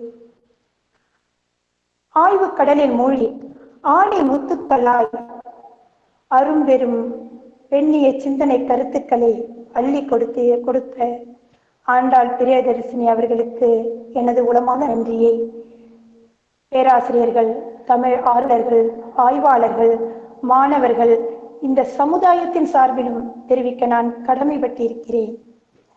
நன்றியை உளமாற தெரிவிக்கிறேன் அம்மா, நன்றி. இந்நிகழ்ச்சி நடந்திட அனுமதி அளித்த கல்லூரி முதல்வர் அவர்களுக்கு எனது நன்றியை தெரிவிக்கிறேன். நன்றி ஐயா. கலைப்புல தலைவர் அவர்களுக்கு எனது உளமார்ந்த நன்றியை தெரிவிக்கிறேன். அறிவியல் புல தலைவர் அவர்களுக்கு எனது உளமார்ந்த நன்றியை தெரிவிக்கிறேன். பேராசிரியர் பெருமக்களுக்கு எனது உளமார்ந்த நன்றியை தெரிவிக்கிறேன். தேர்வு கட்டுப்பாட்டாளர் அவர்களுக்கு எனது உளமார்ந்த நன்றியை தெரிவிக்கிறேன்.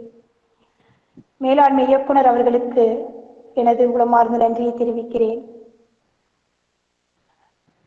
உள்தர மதிப்பீட்டு குழு ஒருங்கிணைப்பாளர் அவர்களுக்கும் எனது உளமார்ந்த நன்றியை உள்ளன்போடு தெரிவிக்கிறேன்.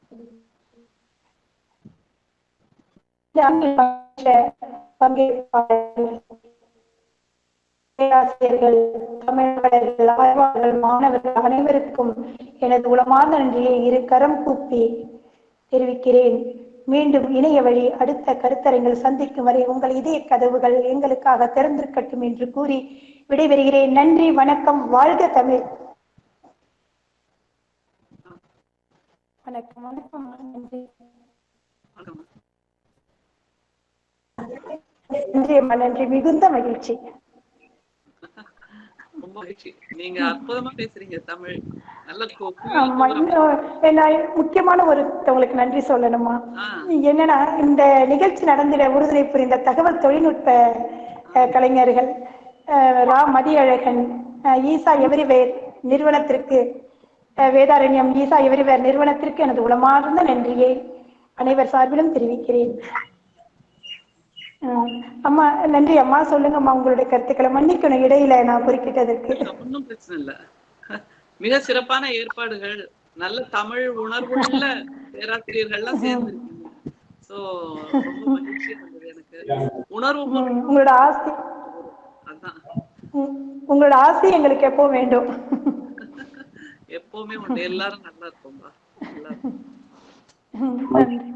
நன்றிமா. நன்றி. நன்றி ஐயா. நன்றி.